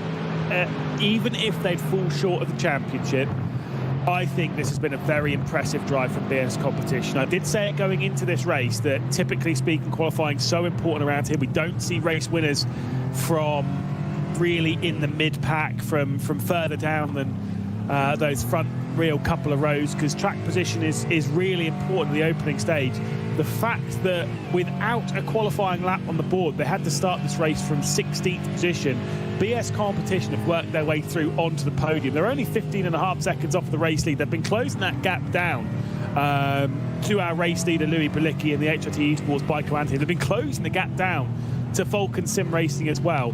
They have been very impressive through this race. They may come up short but they also might not as well. There is not long left, but they are going in an upward trajectory on that fight. So we'll have to wait and see. We're riding on board, though, a little bit further down in the SP10 category. It's TSR Racing and Johannes Trupper, who we're on board with. He's got a bit of pressure from the Eiffel Racing GTU car, and the SLC Commerce Esport car that started from the pit lane as well is in tow. Good fight back from being starting in the pits and watching the rest of the field carving through past the pits, and then you get going and you got to put that fight back in. But the last 2 hours they put the work in to catch up. Has been a fairly, I mean, SP10 has been totally dominated by the BMWs. The Mercs and the Aston Martins just haven't been able to run the same pace at all. No, they've not been able to find that quite as much, but that's sometimes how these categories go. Obviously, the ebb and flow, the balance of performance and whatnot, the whole different car categories. I mean, it's one of those ones, right? If you're in a Merc and then you see an Aston Martin, or the other way around, or however it is, BMWs and whatnot. Like I said, the BMWs have been the ones that are mostly in control in the SP10s. When it comes to race victories in the SP9s, it has lent its way towards BMWs with a slightly longer fuel mileage than the Mustang, but the Mustang seemed like it's the fast one. That's the nature of this style of racing, though, isn't it? I kind of think that you have to accept what you're driving, and complaining about the BOP is always one of those ones that I've always thought is like a bit of an odd discussion, because it's kind of like, yeah, but you know what it was going into the season, right? And that's why I've always had it in sim racing. I understand why in certain things it does change, and especially in motorsport it changes all the time. I think in sim racing, I think BOP should be locked as soon as your entries have been locked in. As soon as that's locked in, BOP's locked in. And the reason why is then everyone knows what car they're signing up for. Everyone knows what car they're driving, and no one can sit there and be like, oh yeah, but their car's faster. It's like, well, at the start of the season you could have taken it. That's it. End of discussion. Yeah, very good point. Very, very good point. Yeah, and it comes down to who's going to put in who's going to put in the effort to find out which is the best car. And sometimes it's not a straightforward decision, because it's different cars can have different they can have different attributes. Absolutely. And those attributes, especially in this sense, those attributes will work for one driver and not another. I know that in the GT3s, for example, the SP9s, I know if you stick me in a Merc, and I've not actually driven the Ford, but I would assume it's probably pretty similar for the Ford and the Aston. Like, if you stick me in one of those, I'm okay, right? Whereas you might sit there and think, no, I need a Porsche for me. I need to drive a Porsche. If I don't drive the Porsche, like the way it slides around the rear is much more in your camp. Whoa, that was a bit awkward for the 171. Keep your foot in, and he's going to spin it around. The TSR Racing car, the Johannes Trupper, has been sent round by the Eiffel Racing GTU car. I hope no one else is on its way, because this all seems very awkward, and they're all sat on the apex of a race circuit. What's happening, boys? And that is what you don't want to see if you're trying to fight for a championship, or you're in the running for a win. That is not what you want to see as you come around the corner, and sometimes it can be too late. So that is a great example of what can go wrong, totally out of your control. So I wonder if that will be looked at. There's, interestingly, the Smilia Esports Red BMW M2 has reported HRT Esports by Coanda by what they say is avoidable contact. Now that could blow everything open again. It could certainly change the prospects of this race. And like I say, if HRT Esports I think if they get another penalty, I think they will absolutely not win this race. And that's even if it's a 5-second time penalty. Because I think Vulcan Sim Racing, they've had I think with HRT Esports, because that car's drinking a little bit more fuel, they're splitting this race. They came in with 90 minutes left to go.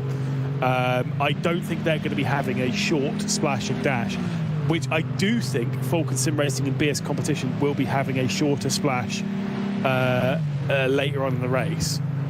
where I think the advantage goes the way of Falcon Sim Racing. Without a penalty, I actually don't necessarily think that HT Esports by Command is going to win this race right now. I'm not fully convinced by it. Yeah, well, it's Felix Kernbach is on the move for BS Competition. He's trimmed the gap down a little, down to just over 7 seconds now to Falcon. So it was 8.5 about 6 or 7 minutes ago. So he's just trimming it away. But is that quick enough to run the gap down? I'm not sure if it is. And this lap, he's about a second and a bit quicker. So yeah, it's tight. It's tight. I'm sure the fingernails are being chewed both in Falcon and BS competitions because neither are in a comfortable spot. No, absolutely not. And for BS competition, just a reminder, even though they have the fastest lap in the SP9 category, and that is Holder, the only ones to set a 7:49, they have a 49.995, which is about a second faster than the best lap the Falcon Sim Racing cars put in, and not far off that from the rest of the field as well. The problem is that fast lap, that bonus point for the fast lap, will only put them level on points with Falcon Sim Racing, who will win the tie-break of least penalty points.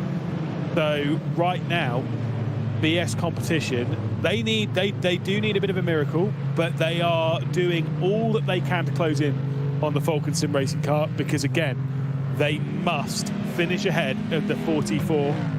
At this rate, Peter, I would not rule out the chance of this coming down to a last lap run on the Duttinger Hoa between BS competition and Falcon Sim Racing. It's not there yet, the gap's not coming down by enough, but it's not a million miles away either.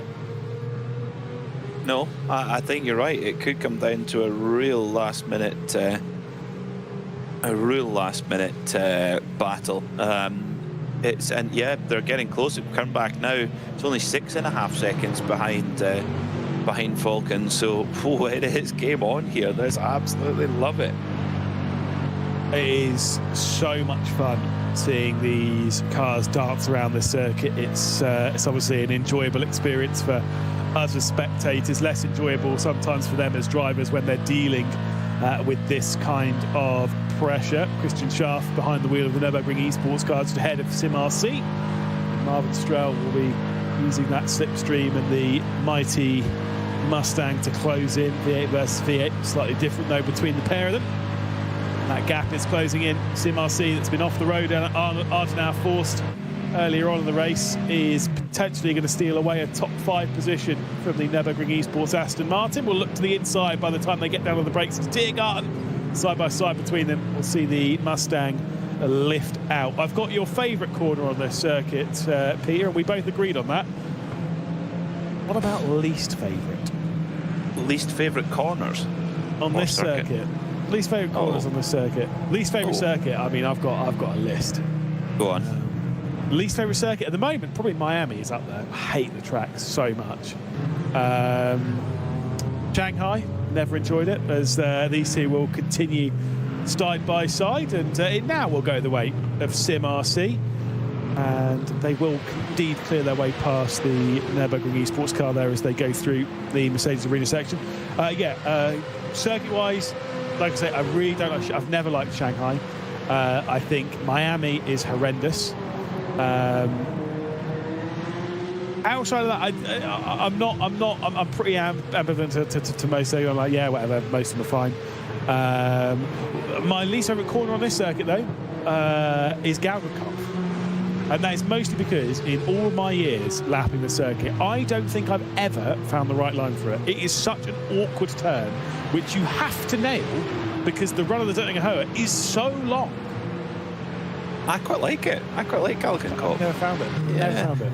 Yeah, I'm trying to think. I find the first bit of the Grand Prix track tricky. I don't really like that bit. I find that bit quirky.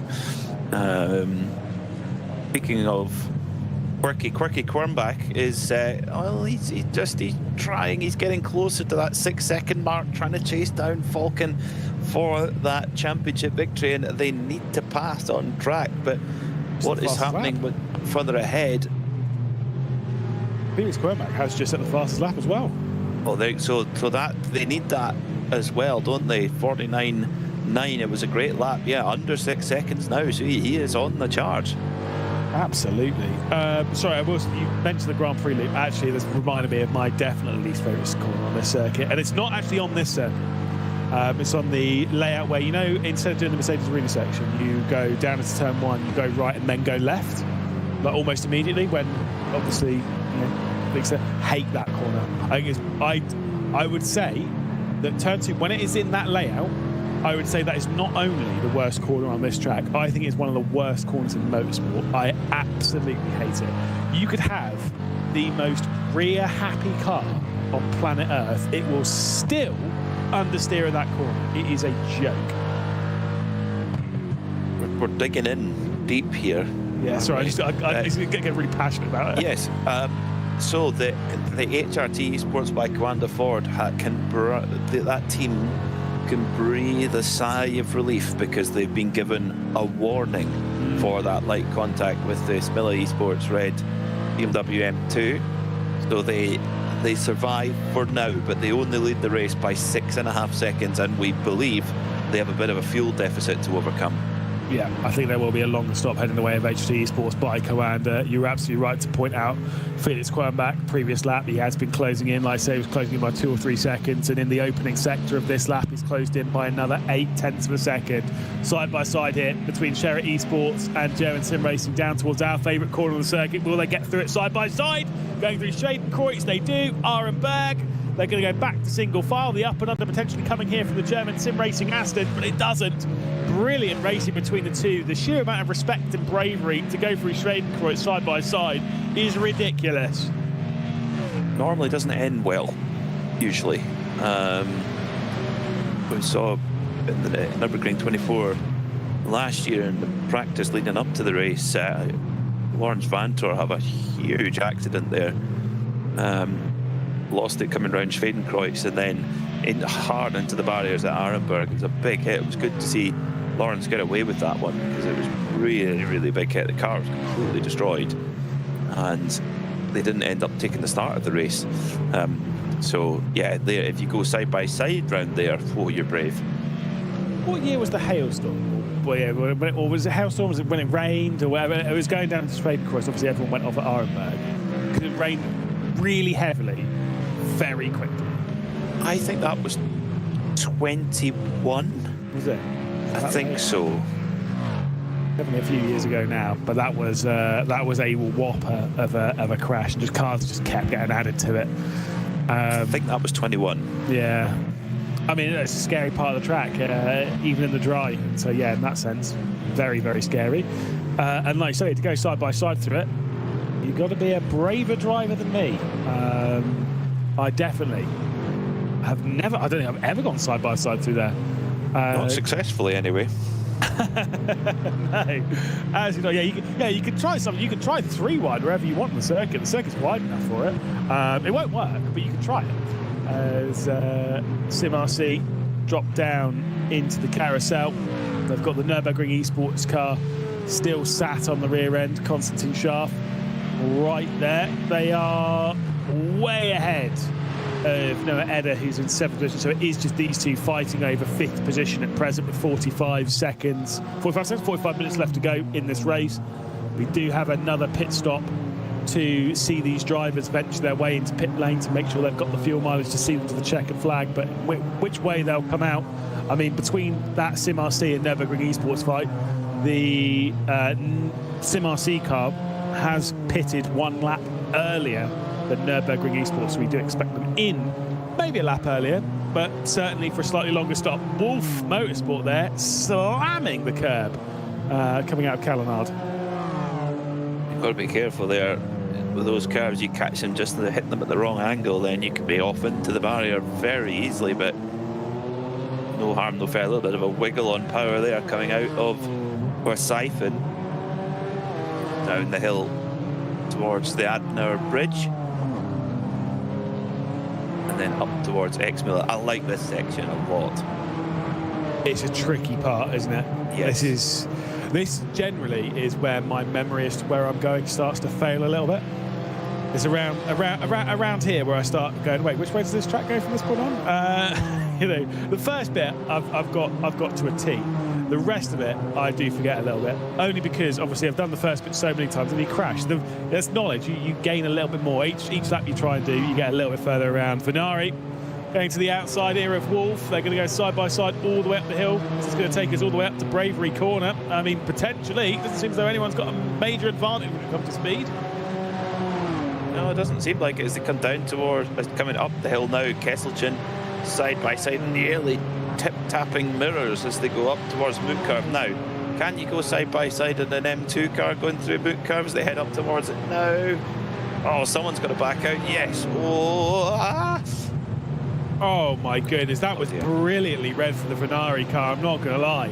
I'm forward to see the Wolf machine into the barrier, and Merlin Mutt Wolf will probably be a little bit frustrated by that, but Anschlag played that brilliantly with the up and under. Superb stuff.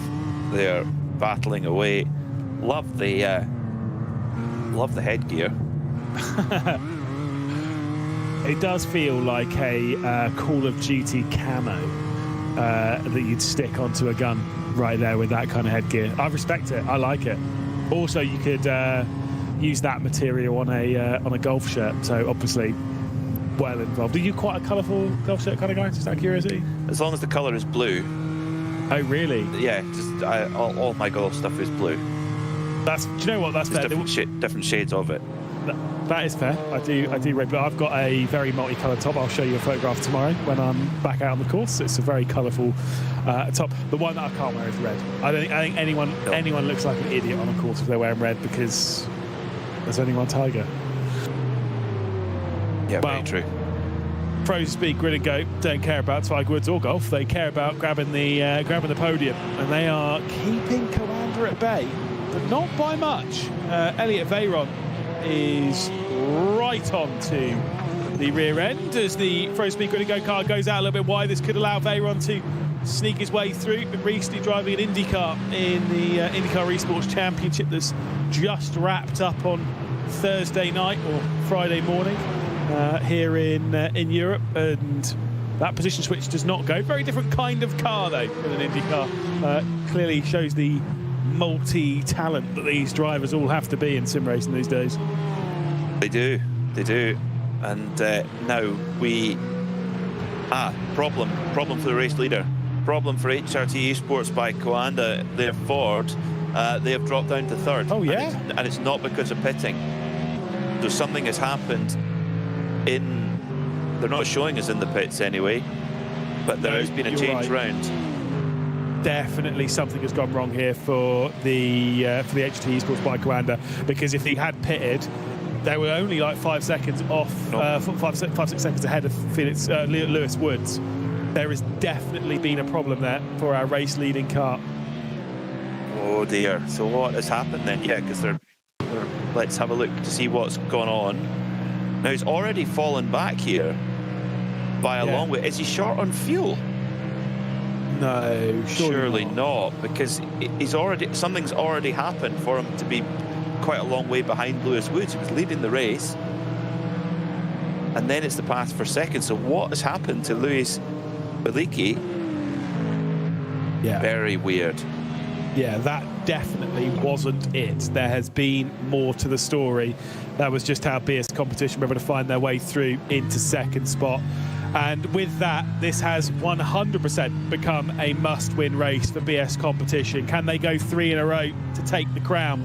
5 seconds separates themselves and Lewis Woods in that Falcon Sim Racing car as they navigate the Falcon Sim Racing BMW M4 in the SP10 category that currently sits second spot in that, but it is the race lead in the SP9s. I mean, yeah, this is going to build to quite the crescendo with 40 minutes left to go. Just a few minutes ago, a protest came in from HRT Esports by Coanda for an incident causing a collision with the Williams F1 Team Gaming SP10 car. So it's not normally, it's the slower class car protesting the faster cars coming through. It's not, it's the other way around. So has there been an incident, you would think obviously there has been, between HRT Ford and the Williams SP10 car? 100%. Hopefully we'll be able to spool that one back for you and be able to show what's happened to our race leaders and what's put them in this position. Wow, the frozen speed car nearly into the rear end of Coanda in the braking zone, heading down into the opening corner of another lap. Meanwhile, Smiller Esports and the NG Core Cup are pretty much locked in position in 17th and 18th position. These are the last of the runners, and awkwardly for them, those two cars directly ahead, that frozen speed and Coanda car, those two SP9 cars are battling these two for position. That is actually for position on circuit. There's been some issues for NG Core and for Smiller Esports, and they will have to fight their way through on the Cup category. And as we were mentioning time and time again on this broadcast, that is not easy. That is a very difficult feat to do, because these Porsche Cup cars are faster in a straight line. So the bit where the SP10 cars, SP9 cars find their advantage is through the twisty stuff, which around here is not wide. No, it isn't. And when your race is pretty much done as well, 17th and 18th in class for NG Core and Smiller Esports, you don't really want to be the one getting involved with a podium fight in a different class. So you have to be patient to make the way around. So at the front of the field then, it's a straight fight between Vulcan and BS Competition for the win and for the championship. 5.5 seconds between them. Felix Kernbach, sector by sector, is just peeling time out of Vulcan Sim Racing and Lewis Woods. Confirming how much time HRT Esports lost. They lost 10 seconds in the first sector. And I wonder if they've got damage, because they haven't been able to get back onto pace in Sector 2 either. So this is, a big problem for HRT Esports. I mean, a story really of what could have been for them in this championship. They've been in the race-winning pace position several times, and it just hasn't gone their way at all.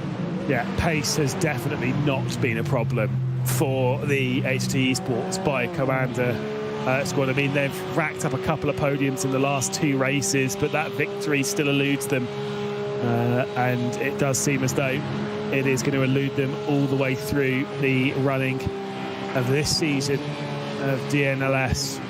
Frozen speed still on the rear end of Elliot Veyron, even after some close calls there in the opening sector and down into turn one, but there's not much separating them now, which is exactly what we want to see. They are currently, though, 8 seconds off the race leaders, Julian Reimer and Jerome Fisher, who are well in control of this afternoon's action in the Porsche Esports Endurance Trophy Nürburgring. It does seem like, obviously, the 905 is winning this championship. That was basically settled before even a lap of this race was turned. It was done after qualifying. But regardless, to have that and still be able to pull out drives like this is just very, very impressive, and it shows their control in this vehicle, which is a good one to be good at in sim racing, because it's one that's used quite a lot. It is, yeah, it is. That's for certain. Gaps coming down a little, yes, it's just a little bit back into the favour of Vulcan in the previous sectors, just sort of hovering around 5 seconds, 35 minutes to go. Can BS Competition close that gap down and win this race? And it can close the gap down, but then of course you've got the overtake to make as well. HRT Esports by Coanda Ford are in for their final stop, but I just don't think, Lewis, there's going to be a big difference in strategy between the Vulcan and BS Competition in terms of, I don't see one having an advantage over the other, because they've been identical on planned strategy all the way through the race. Yeah, I think they're going to be doing the same thing. They're going to be stationary for basically the same time. The thing that will make the difference on the pit lane is how brave you are on pit entry, and BS Competition have to be quite brave. There is the HRT by Coanda out of the pit lane, immediately behind Marvin Strell and Sim RC, but just ahead of the Nürburgring Esports car of Konstantin Schaaf. So they will be now seeing out the end of the race on this stint, probably a fresh set of tyres. Ignore. Don't worry too much that the stint, the stop time was 29.6. They'd already met their required length of pit stops in the opening 2 stops of their race, so the final one doesn't have to meet that 30-second regulated time period. It's only 2 of those stops where they're mandated to hit that. They are the first team, though, at the top to take that 3rd stop. We are expecting Falcon Sim Racing and BS Competition to also venture their way back onto pit lane. But so when they do, it'll probably be a shorter stop than what we've seen here from the mighty Mustang, as they're even going to lose out to Konstantin Schaaf and the Nürburgring Esports team. Big shame there for Louis Balicki, but I think their chance of winning this race have all but finished. Yep, think so. It would take something pretty dramatic to happen ahead if for them to get the win. Yeah, a story really of what could have been for the Coanda crew into the 5th lap of the stint for Falcon and BS Competition cars. They're only going to need a very small splash and dash in their final pit stop. Very small. Yeah, like you say, they're going to need to add like a couple of laps, which is where they were always pulling a bit of the advantage out on the HRT by Coanda. That's where they were going to sneak that one back through. I think that the HRT Esports by Coanda was almost in a position where they probably weren't going to win this race. That had already kind of been settled mostly on the strategy and where they'd gone. But with half an hour left to go in this race, we are seeing a position where Falcon Sim Racing are in position to take the crown away. Felix Quernbach is doing all he can for BS Competition to close his way in. 5 seconds separate the top 2 in a must-win scenario for BS Competition. The title race has only 30 minutes left to go. There's still a pit stop for the top 2. Falcon Sim Racing versus BS Competition. We'll be back in a moment to find out who's going to become our champion.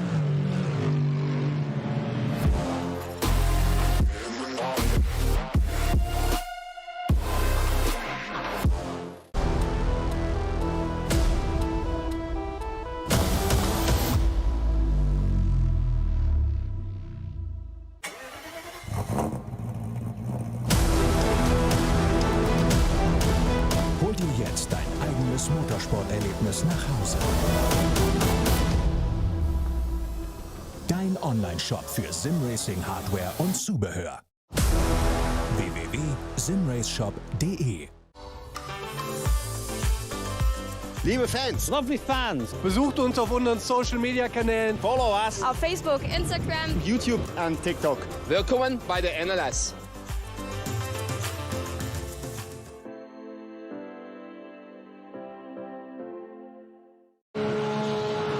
Time is officially ticking down. 31 minutes left to go of the final race of the season. The BILSTEIN 3-hour, the 4th race of 4 in Season 7 of the Digitale Langstrecken-Serie. It is Falcon Sim Racing and BS Competition, 1st and 2nd in the SP9 category, not only battling for the race, but battling for the title as well. The pace advantage was going the way of Felix Quernbach over the opening few laps of this stint.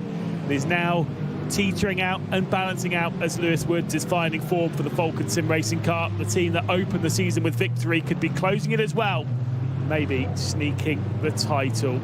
Got EMM Esports that are in position to win the title as well, the 905. They are at the moment 2nd in the Porsche Esports Endurance Trophy Nürburgring, but with their position in the race, they've already won in the Porsche Cup even after qualifying. We're seeing the battle for 3rd in that category between Coanda and the Frozen Speed Grid and Go. To update you on the title races in the other 2 categories, in the SP10s, Sim RC that lead the way, as long as they are able to see the checkered flag, almost regardless of where they are in the category, as long as they're somewhere in the top 5, they will take the title.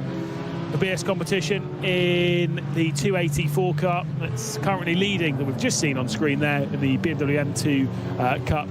They have also, same as we had with EMM in the Porsche Cup, have basically sealed the title. 3 victories and a pole position earlier on in the day means the title is theirs. They're just seeing it out, though, in the best possible way by trying to take the clean sweep all the way through this 4-round season.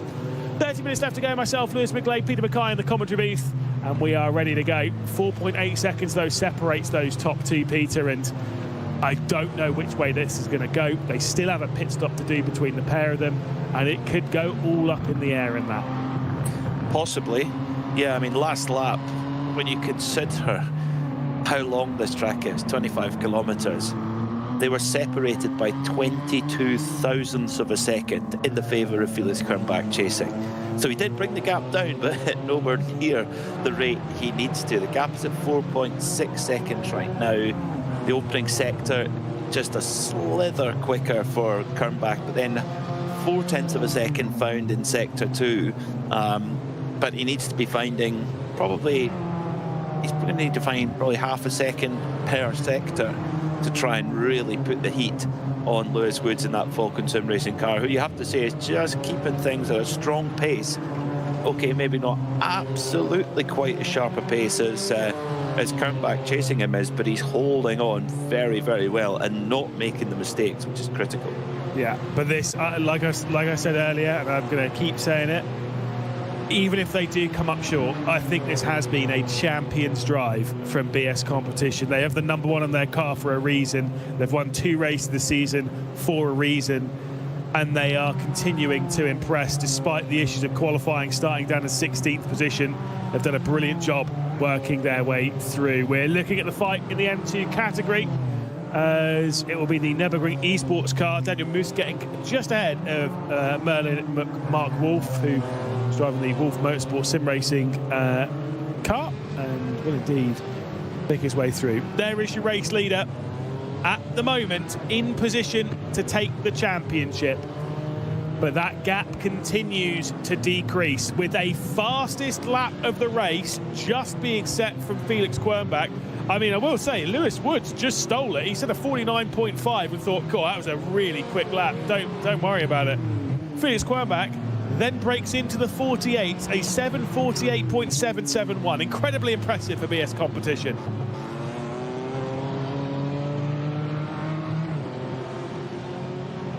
Both seeming to rise to it, rise to the occasion, rise to what they're dealing with at the moment, and it's brilliant to see. That's remarkable, absolutely remarkable from this pair. Both of them on proper personal best pace right the way through. 0.8 of a second in the favour of Kernbach, the chasing car that time by, and that's what he's got to keep doing. If he can keep going at that sort of pace, then we would really have a race on.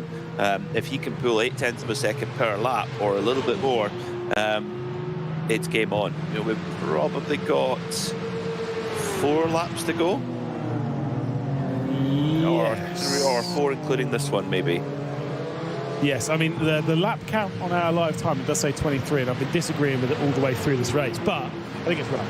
As much as I've been disagreeing with it, I think it is correct. I think it's expected to be a 23-lap race, so it should be 4, including this one. So it needs more than that then, needs more kind of second and a half per lap then, does Kernbach. But you do have to remember, where's the best overtaking opportunity on this circuit?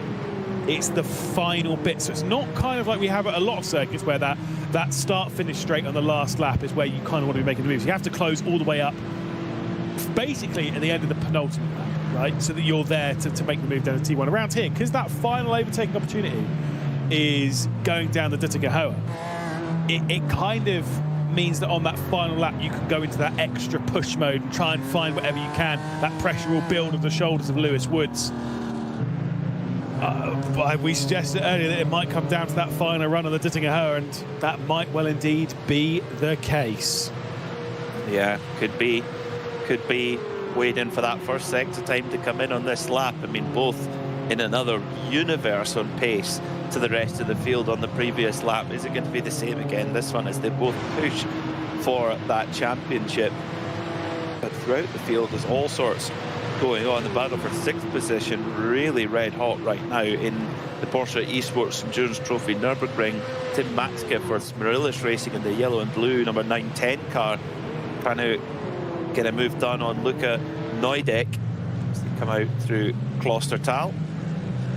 Likewise for 8th position, it's an all AMG fight for 8th place between the Manfilter by Windward Racing and the EWJ car.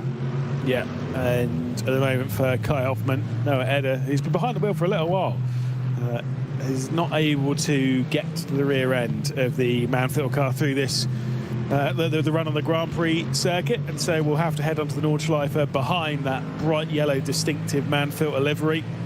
and will remain right on the rear end, I am sure. The gap, at least not on live time, because we're not seeing it pop on just yet. They've not quite finished that first sector, but it does seem as though on that timing tower on the left-hand side, but they've gone through the likes of Ardenau Forster. I think it has grown ever so slightly between first and second.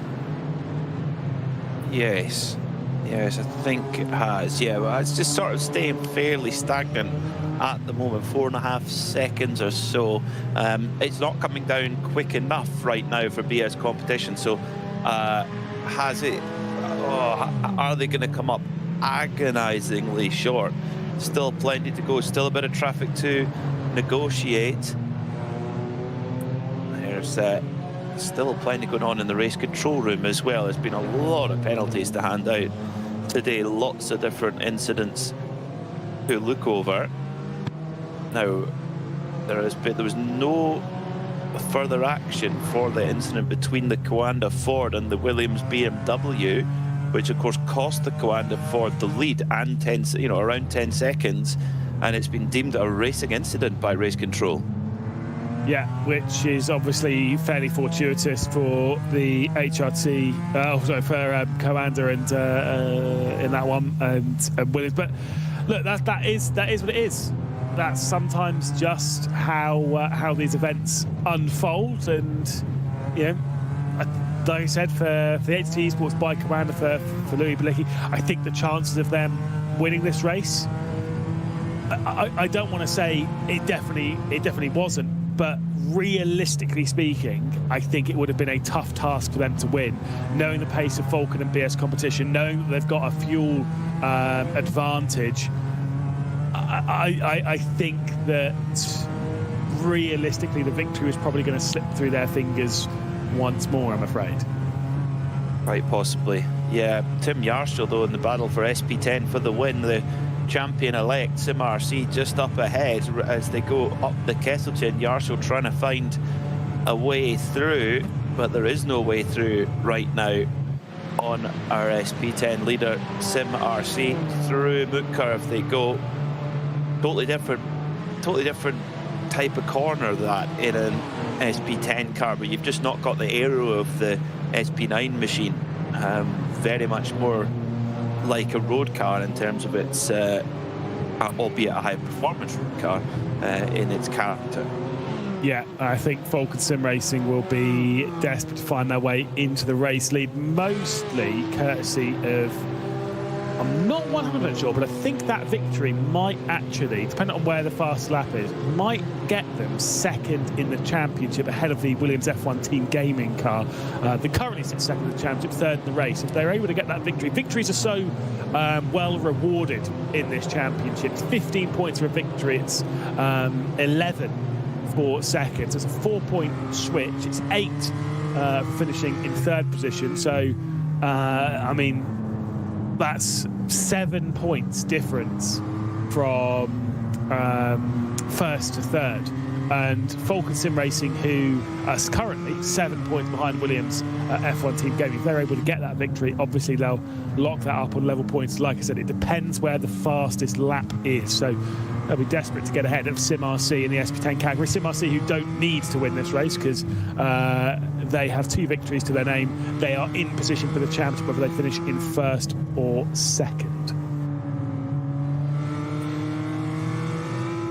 The last 20 minutes, who's going to be going into the off-season smiling and who's going to be thinking what could have been?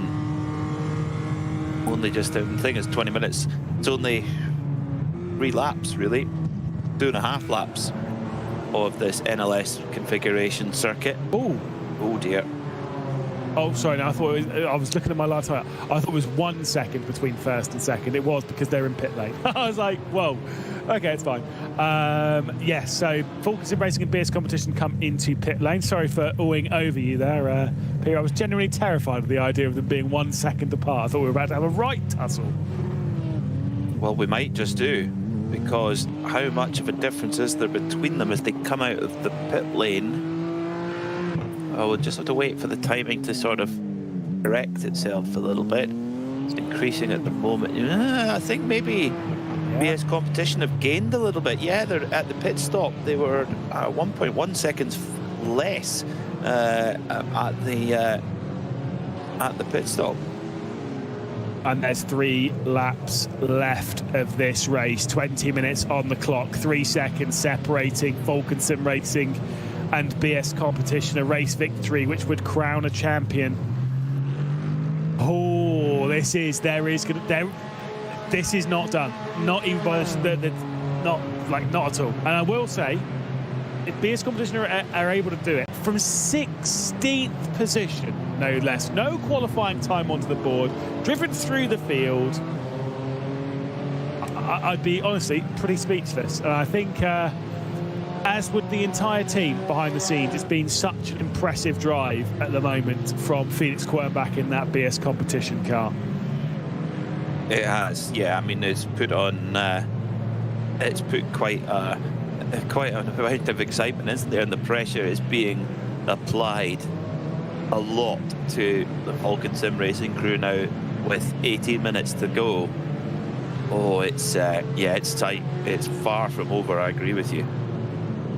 But this is where Lewis Woods will dig deep, will throw the car around, will try and find a route to victory where possible. And these are the best drivers in sim racing, and they know that all that will be going through their head at a time like this is, how much do you want to win this championship? How much does that title mean to you?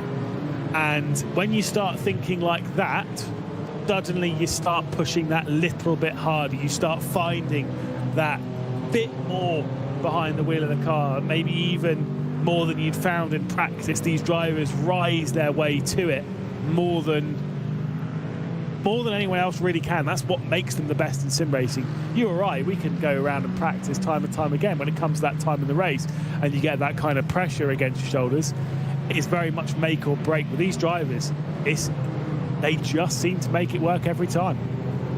They do. It's remarkable. It's remarkable considering how much else there is that, you know, around in sim racing, where you've got to be adaptable, you've got to be able to jump from car to car. Now the gap is sort of sitting steady-ish at the moment, 3.5 seconds or so between Falcon and BS Competition. But the thing is, if Quernbach can keep that rate of chasing, you know, if he can keep that going, all of a sudden, if he gets to within 1.5 seconds or so, all of a sudden you then start to pick up little slithers of slipstream, which then make it even easier or less difficult to run the gap down. Lewis Woods is not quite a 10k I-rated driver yet. He's about 9.5, 9.6k I-rated. I do know that Felix Quernbach is 10k I-rated.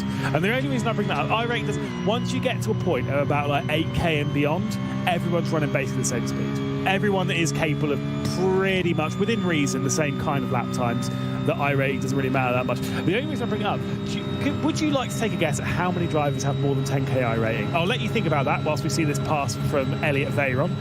He'll be able to get past the Frozen Speed Grid and Go-Kart and up into third in category. Any guess as to how many drivers have 10k I-rating or more? 43. 43. See, now that's the kind of place that I would like to think that it would be. But I can tell you it's not. I can tell you it is way more than that. I remember checking it a year ago, and it was about 30. There is 105 drivers with 10k or more I-rating. That is mental, including a guy called David Adam, who I was commentating on a couple of weeks ago. I think he can never do a race again on iRacing because his I-rating is 10,000 on the dot. I wouldn't do another race. I'd be like, cool, that's me done. Don't worry about it. Peace.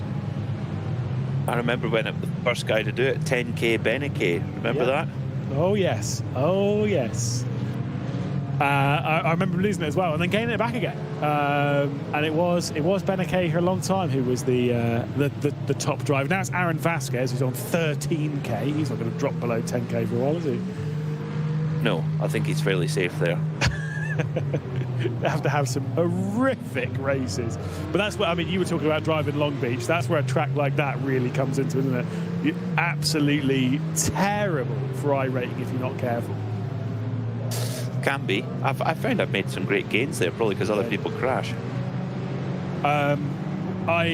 It was the TCRs, but it was just the RS3 in the TCRs. They went to Long Beach. And this is why my iRating is so inflated compared to my ability level. Because TCRs went there, and it was before the TCR was like a series that actually quite a lot of decent people did. There were still some good people in it, but not ridiculously. And I did quite a lot of races in 2 days on the weekend, where clearly I had nothing better to do with my life. In 2 days, I got my iRating from 1.8k to 3.1. Wow. That is quite the gain. And yes, it was a lot of racing. But again, just didn't crash. I think I lost iRating in one race out of all the ones I did. Just because I didn't crash. And that is why you just got to keep it on the road. God, you're good. Thank you. Now ask me how many golf balls I lose on a golf round. But yes, back to the race. 2.8 seconds, the gap. So in Sector 1, come back in the BS competition, BMW brought the gap down by 0.3 of a second, and then by another 4 and a bit tenths of a second in Sector 2. So when we come to the line, it will be 2 laps to go with 2.8 seconds between them. It's still possible. It's still very much on. Any slip at all from Lewis Woods and Kernbach will be all over him. Yeah, and for anyone watching the iRacing Bathurst 12-hour at the weekend, last weekend, sorry for Commander, please close your ears because I know you don't want to hear this at all. Anyone watching it will know very much that everything can go up in smoke right at the last moment, and that is unfortunately what happened for Commander at the Bathurst 12-hour. They were leading pretty much 11 of the 12 hours. The final hour, there's a bit of a back marker issue, and they got involved with it, and unfortunately that cost them the race. Obviously it was Drago Sim Race that were able to come through and steal the victory, and that the recency of that, I'm sure a lot of these drivers will be well aware as that happened. It will be sat in their mind. Every time you go through traffic, yes, you might be leading by 2.7 seconds.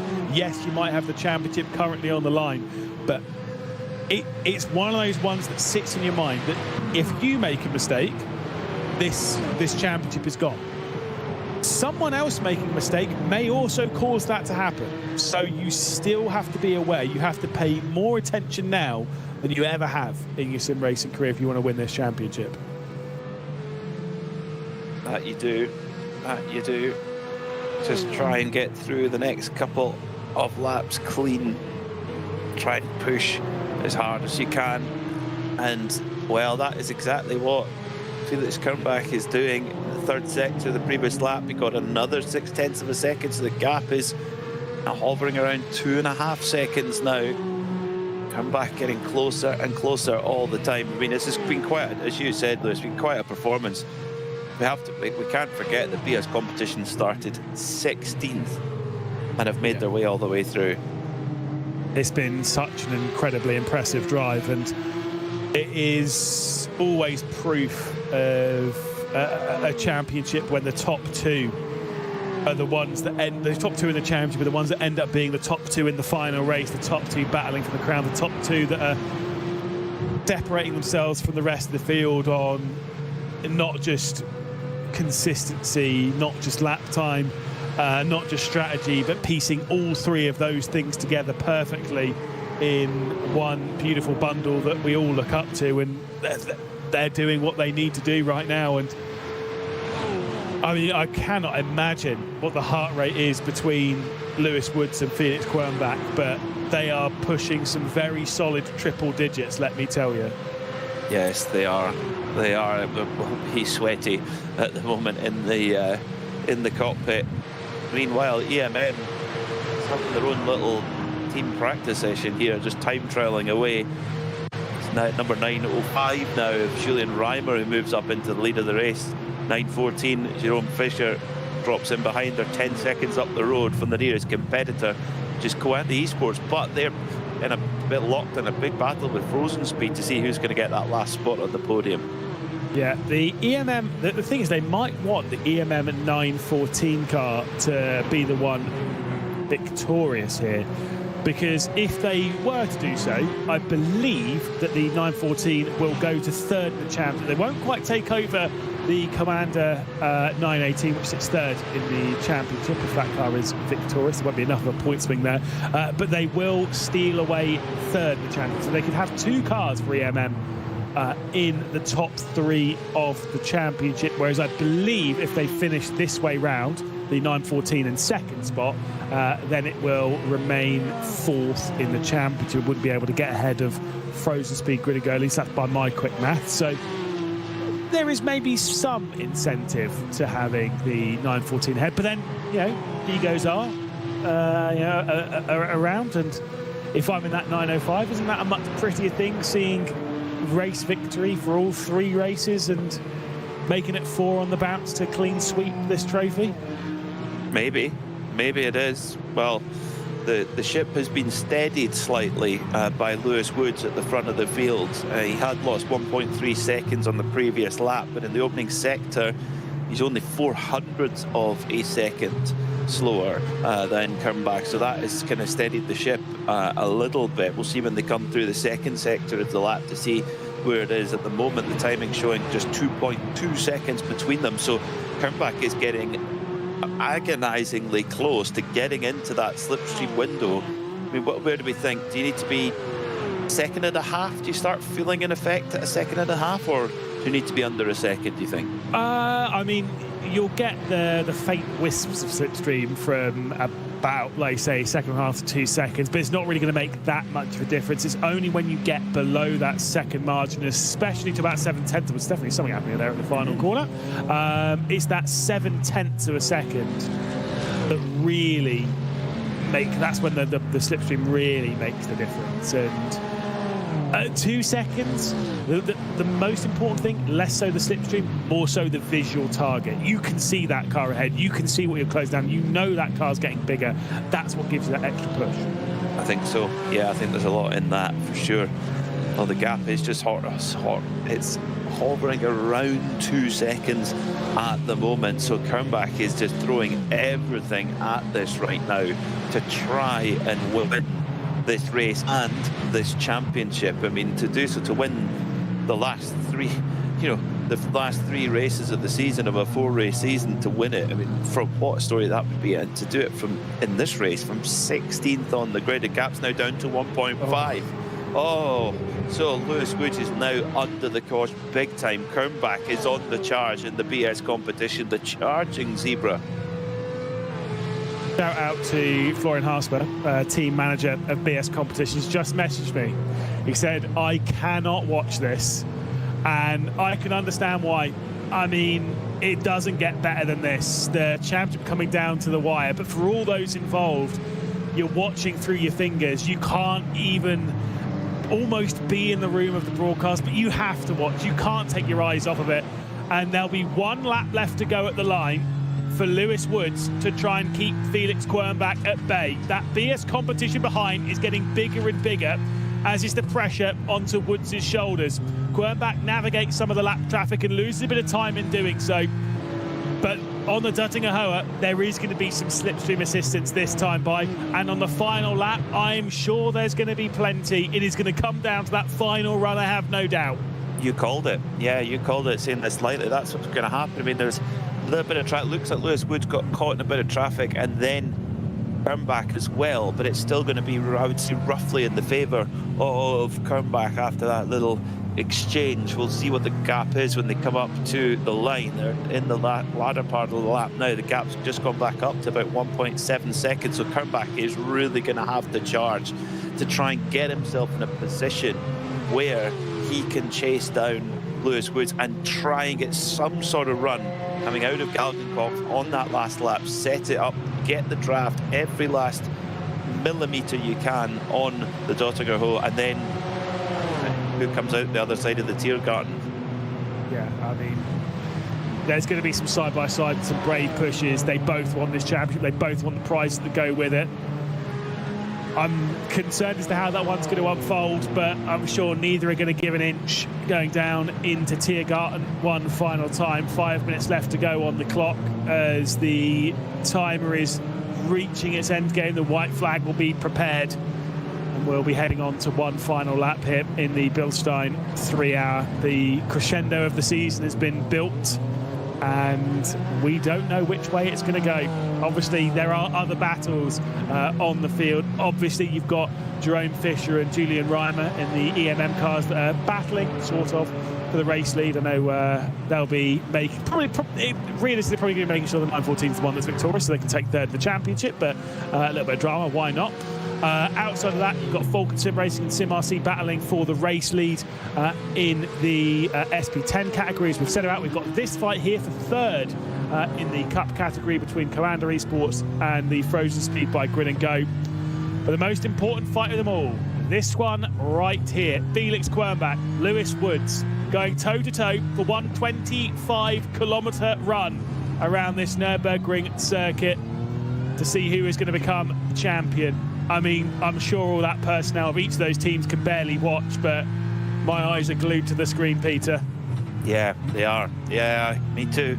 It's last lap by, after all that back and forth through those traffic, it was a second in the favour of Quernbach, and now only 1.6 seconds between them. So Quernbach definitely close enough to really put the heat on the Falcon Sim Racing BMW. Lewis Woods will be feeling the hot breath of a zebra charging up behind him. I mean, do zebras have hot breath? I suppose everybody has hot breath. I'd be surprised if they didn't. It's certainly about as hot as it's going to get at the moment. Let's put it that way. And for Lewis Woods, he may have had some great laps in his time driving the circuit, but no lap around the circuit in the hands of Lewis Woods has to be better than this one here. Every decision has to be perfect. Every apex has to be hit. Every back marker has to get out of the way brilliantly. And the Nürburgring Esports car is right there ahead of the Falcon Sim Racing car, and it has slowed them down just a touch. Let's see what they're like when they come out of it. Just a bit of time being lost, half a second, closing in further. Now BS Competition and Felix Quernbach has to navigate the same back marker. Oh, and gets through, I would say, less of an issue than the Falcon Sim Racing BMW Lewis Woods did. The gap sits at 1.4 seconds. They head up towards Flugplatz for the final time as the two EMM teammates. Are they running in flying formation? I don't know, but they're going to have to make a decision who they want to win this race. They've got that luxury. I'm sure they'll be getting some nice photographs for the team. EMM have been victorious in a few different competitions throughout this year already, including winning the VCO Esports Racing League final in Maastricht, of course. A brilliant performance from the team. Will Chadwick's trying to guide them to a 1-3 in the championship at the moment. The title's already been gained by the 905, but a 1-2 in this race with the 914 ahead will all but guarantee the first and third in the championship, as this tight tussle will see a couple of different categories meeting here with the Porsche Cup and the SP10s, all trying to get their way through. Off the road goes the Aston, don't worry about that, don't mind me. The battle for third position continues to go in the Porsche Esports Endurance Trophy Nürburgring.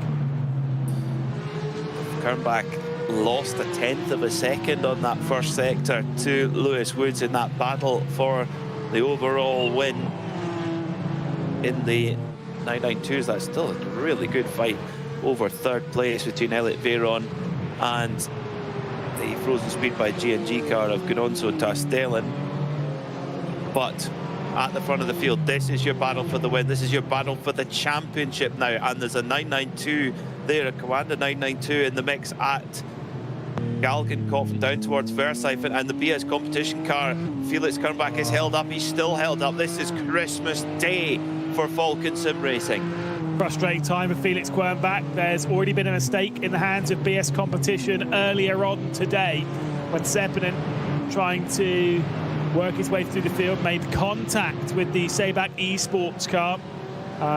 Thankfully, I'm assuming the deals were done behind the scenes and it wasn't taken to race control.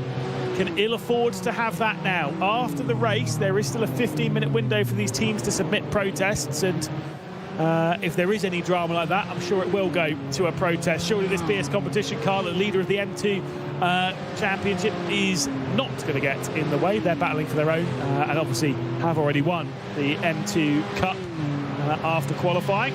Very sporting, 1.8 no seconds. funny business there. You worry there about there being funny business with the BS competition M2 car, but no, not at all. Allowed the Falcon car through like any other car. Very sporting. Yeah, we are going to see this battle all the way to the end. This one here between these Porsche Esports Endurance Trophy Nürburgrings, because obviously, realistically speaking, Falcon not too far behind these, so we will see basically their lap in its entirety. They'll be one of the last runners across the line. The 914 retakes over the race lead. The time is ticking down to 0, and as much as it is at 0 as they work their way back out on the start-finish straight, we'll have one final lap left to do. So out they go, and across the line, white flag in the air, and they will begin their final lap of the Nürburgring this season in the BILSTEIN 3-hour. What a drive it is at the moment from Falcon Sim Racing and BS Competition. 1.6 seconds between the two of them. The gap's not quite close enough though for BS Competition, is it? Not quite, but the second sector, Kernbach was able to find 0.2 of a second, so over the whole lap it's only 0.1 of a second in favour of Kernbach. And now into S-Back, just see ahead. There's the Falcon car. Is he close enough to get a run? Definitely not. He's going to have the sector of his life here, coming up towards Ice Curve and then through Flanskart. He's going to have to put it all on the line. And through the Belle of Esch, you're pretty flat through there, but is he close enough to get that draft? 1.3 seconds now, I don't know. Oh, this is so tight.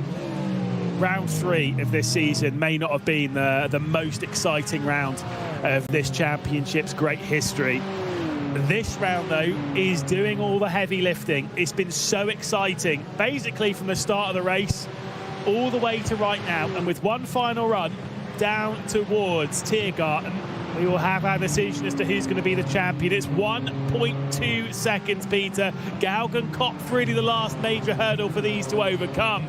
It is advantage Falcon, but not by much. Not by much at all. It's all about that exit out of Galgenkopf for Lewis Woods here, and he might be home and dry. 1.2 seconds, that's not enough to get much of a slipstream as well. It looks like it's going to be Falcon Sim Racing. Just got to get through the Tiergarten cleanly one more time, and they will be DNLS champions for 2025-2026. It's been a great race for the Falcon Sim Racing team. It has been a great race of BS Competition after the qualifying mishap that saw Falcon Sim Racing start from the front row of the grid, that saw BS Competition start from 16th. It's a champion's drive from the BS Competition outfit to see them rise the number 1 all the way up to second position. But they are going to come up one short, as Falcon Sim Racing will do as they end the season as they started. They started the season with a victory, they will end it with a victory, and with that they will have the DNLS crown. SP9 goes the way of Falcon Sim Racing after an epic drive from the pair of them. Absolute perfection for Falcon Sim Racing. BS Competition, and brilliant drive as well. Hats off to them, but one position short. And it all came down to qualifying. They had the pace to win. Their fastest lap of the race was 0.8 quicker than Falcon's best. The race pace there was really good. It came down to that the one lap in qualifying, the difference between being champion and not.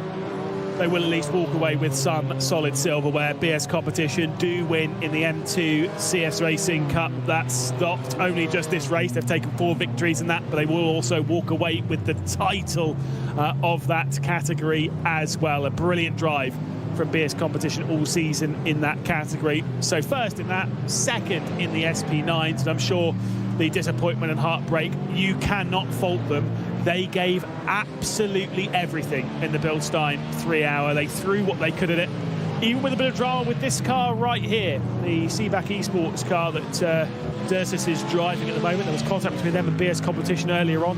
Thankfully, they didn't report them, actually. Let's just, let's say it. we would have been robbed of that exciting finish. Would that have been the case? Because it was a slam dunk penalty. Yeah, it was. It was. EMM, what can you say about them? They're really a march now to the flag.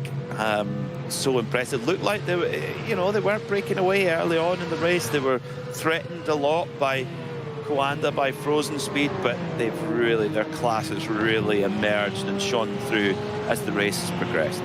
Yeah, and as much as these two will probably switch around maybe a couple of times more for the show than anything else, keep that EMM branding on the screen. I'm sure that's a fair part of it, but also I do expect that this order will cross the line with the 914 car ahead of the 905. The 905 is set to become champions of the Porsche Esports Endurance Trophy Nürburgring.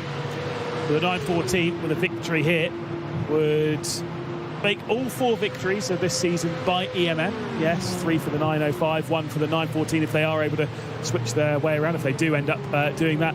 But of course, for the 914 car, it would be 3rd in the championship with some solid prizes that go with that. I think it would be a worthy switch around for the team to do. I'm sure that's something that's already been communicated probably a long time ago between the squad.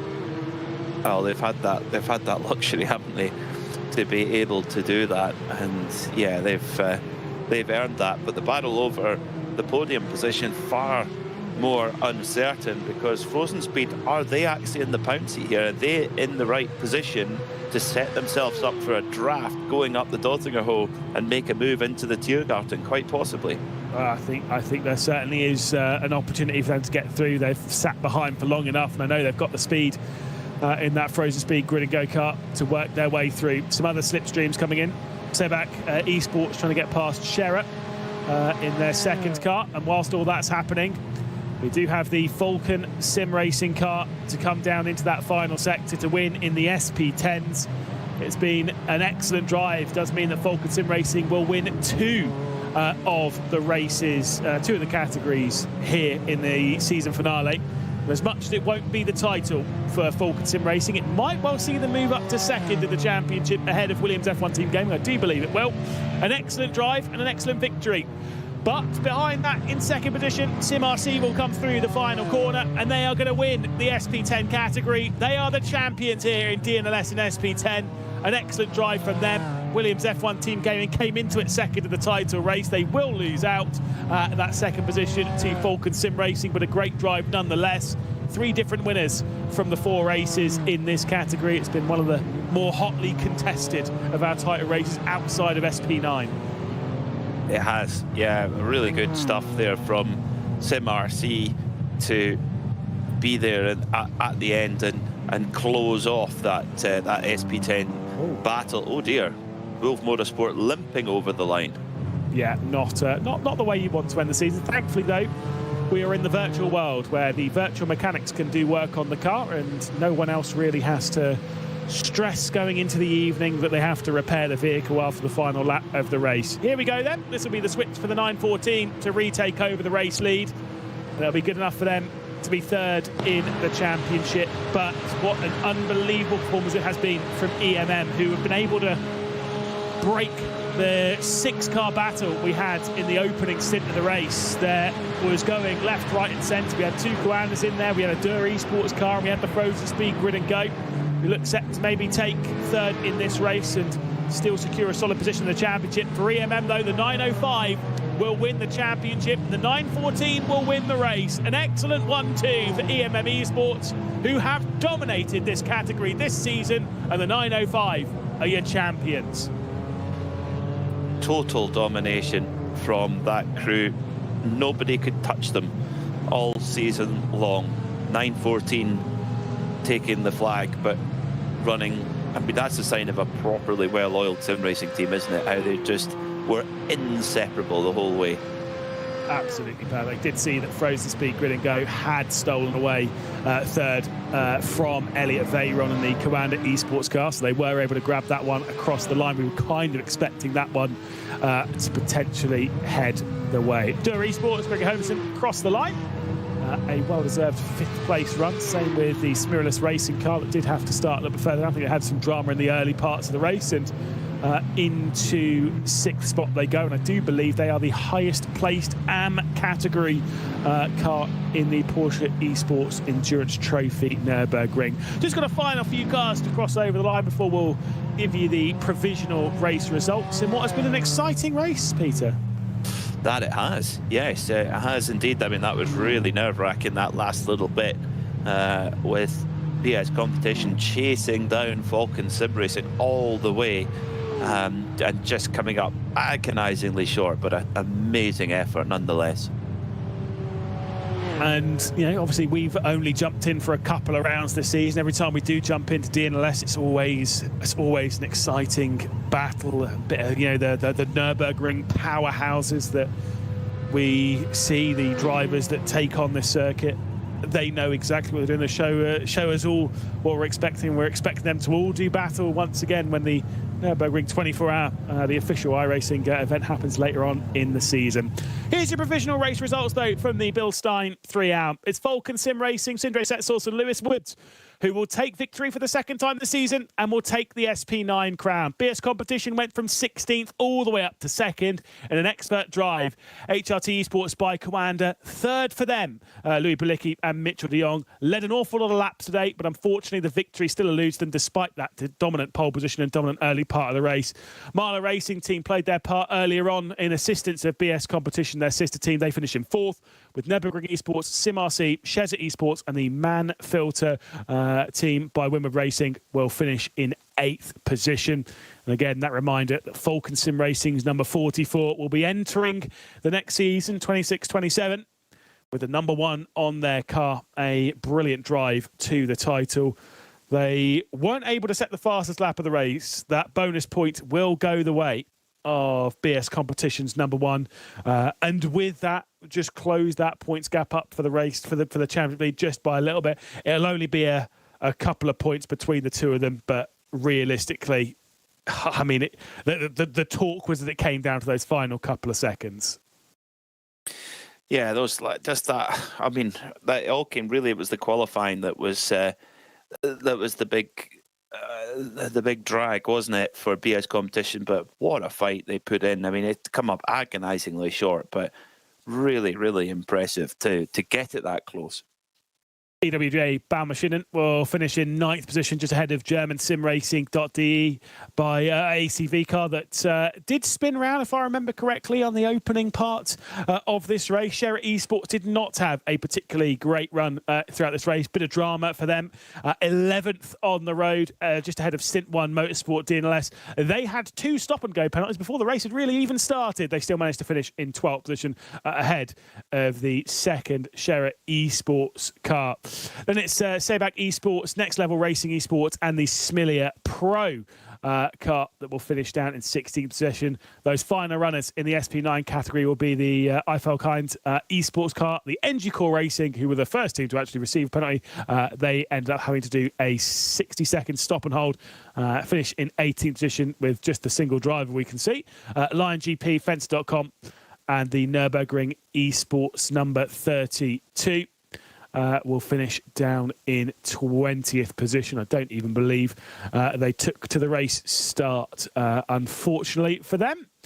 Obviously, we've still got other categories to go through, but with SP9 all wrapped up then, again, that championship will go the way of Falcon Sim Racing. Championship here, though, in the Porsche Esports Endurance Trophy Nürburgring will go the way of the 905 EMM Esports car that finishes in 2nd position. 10th of a second separates 2 of them across the line. That's mostly courtesy of photographs.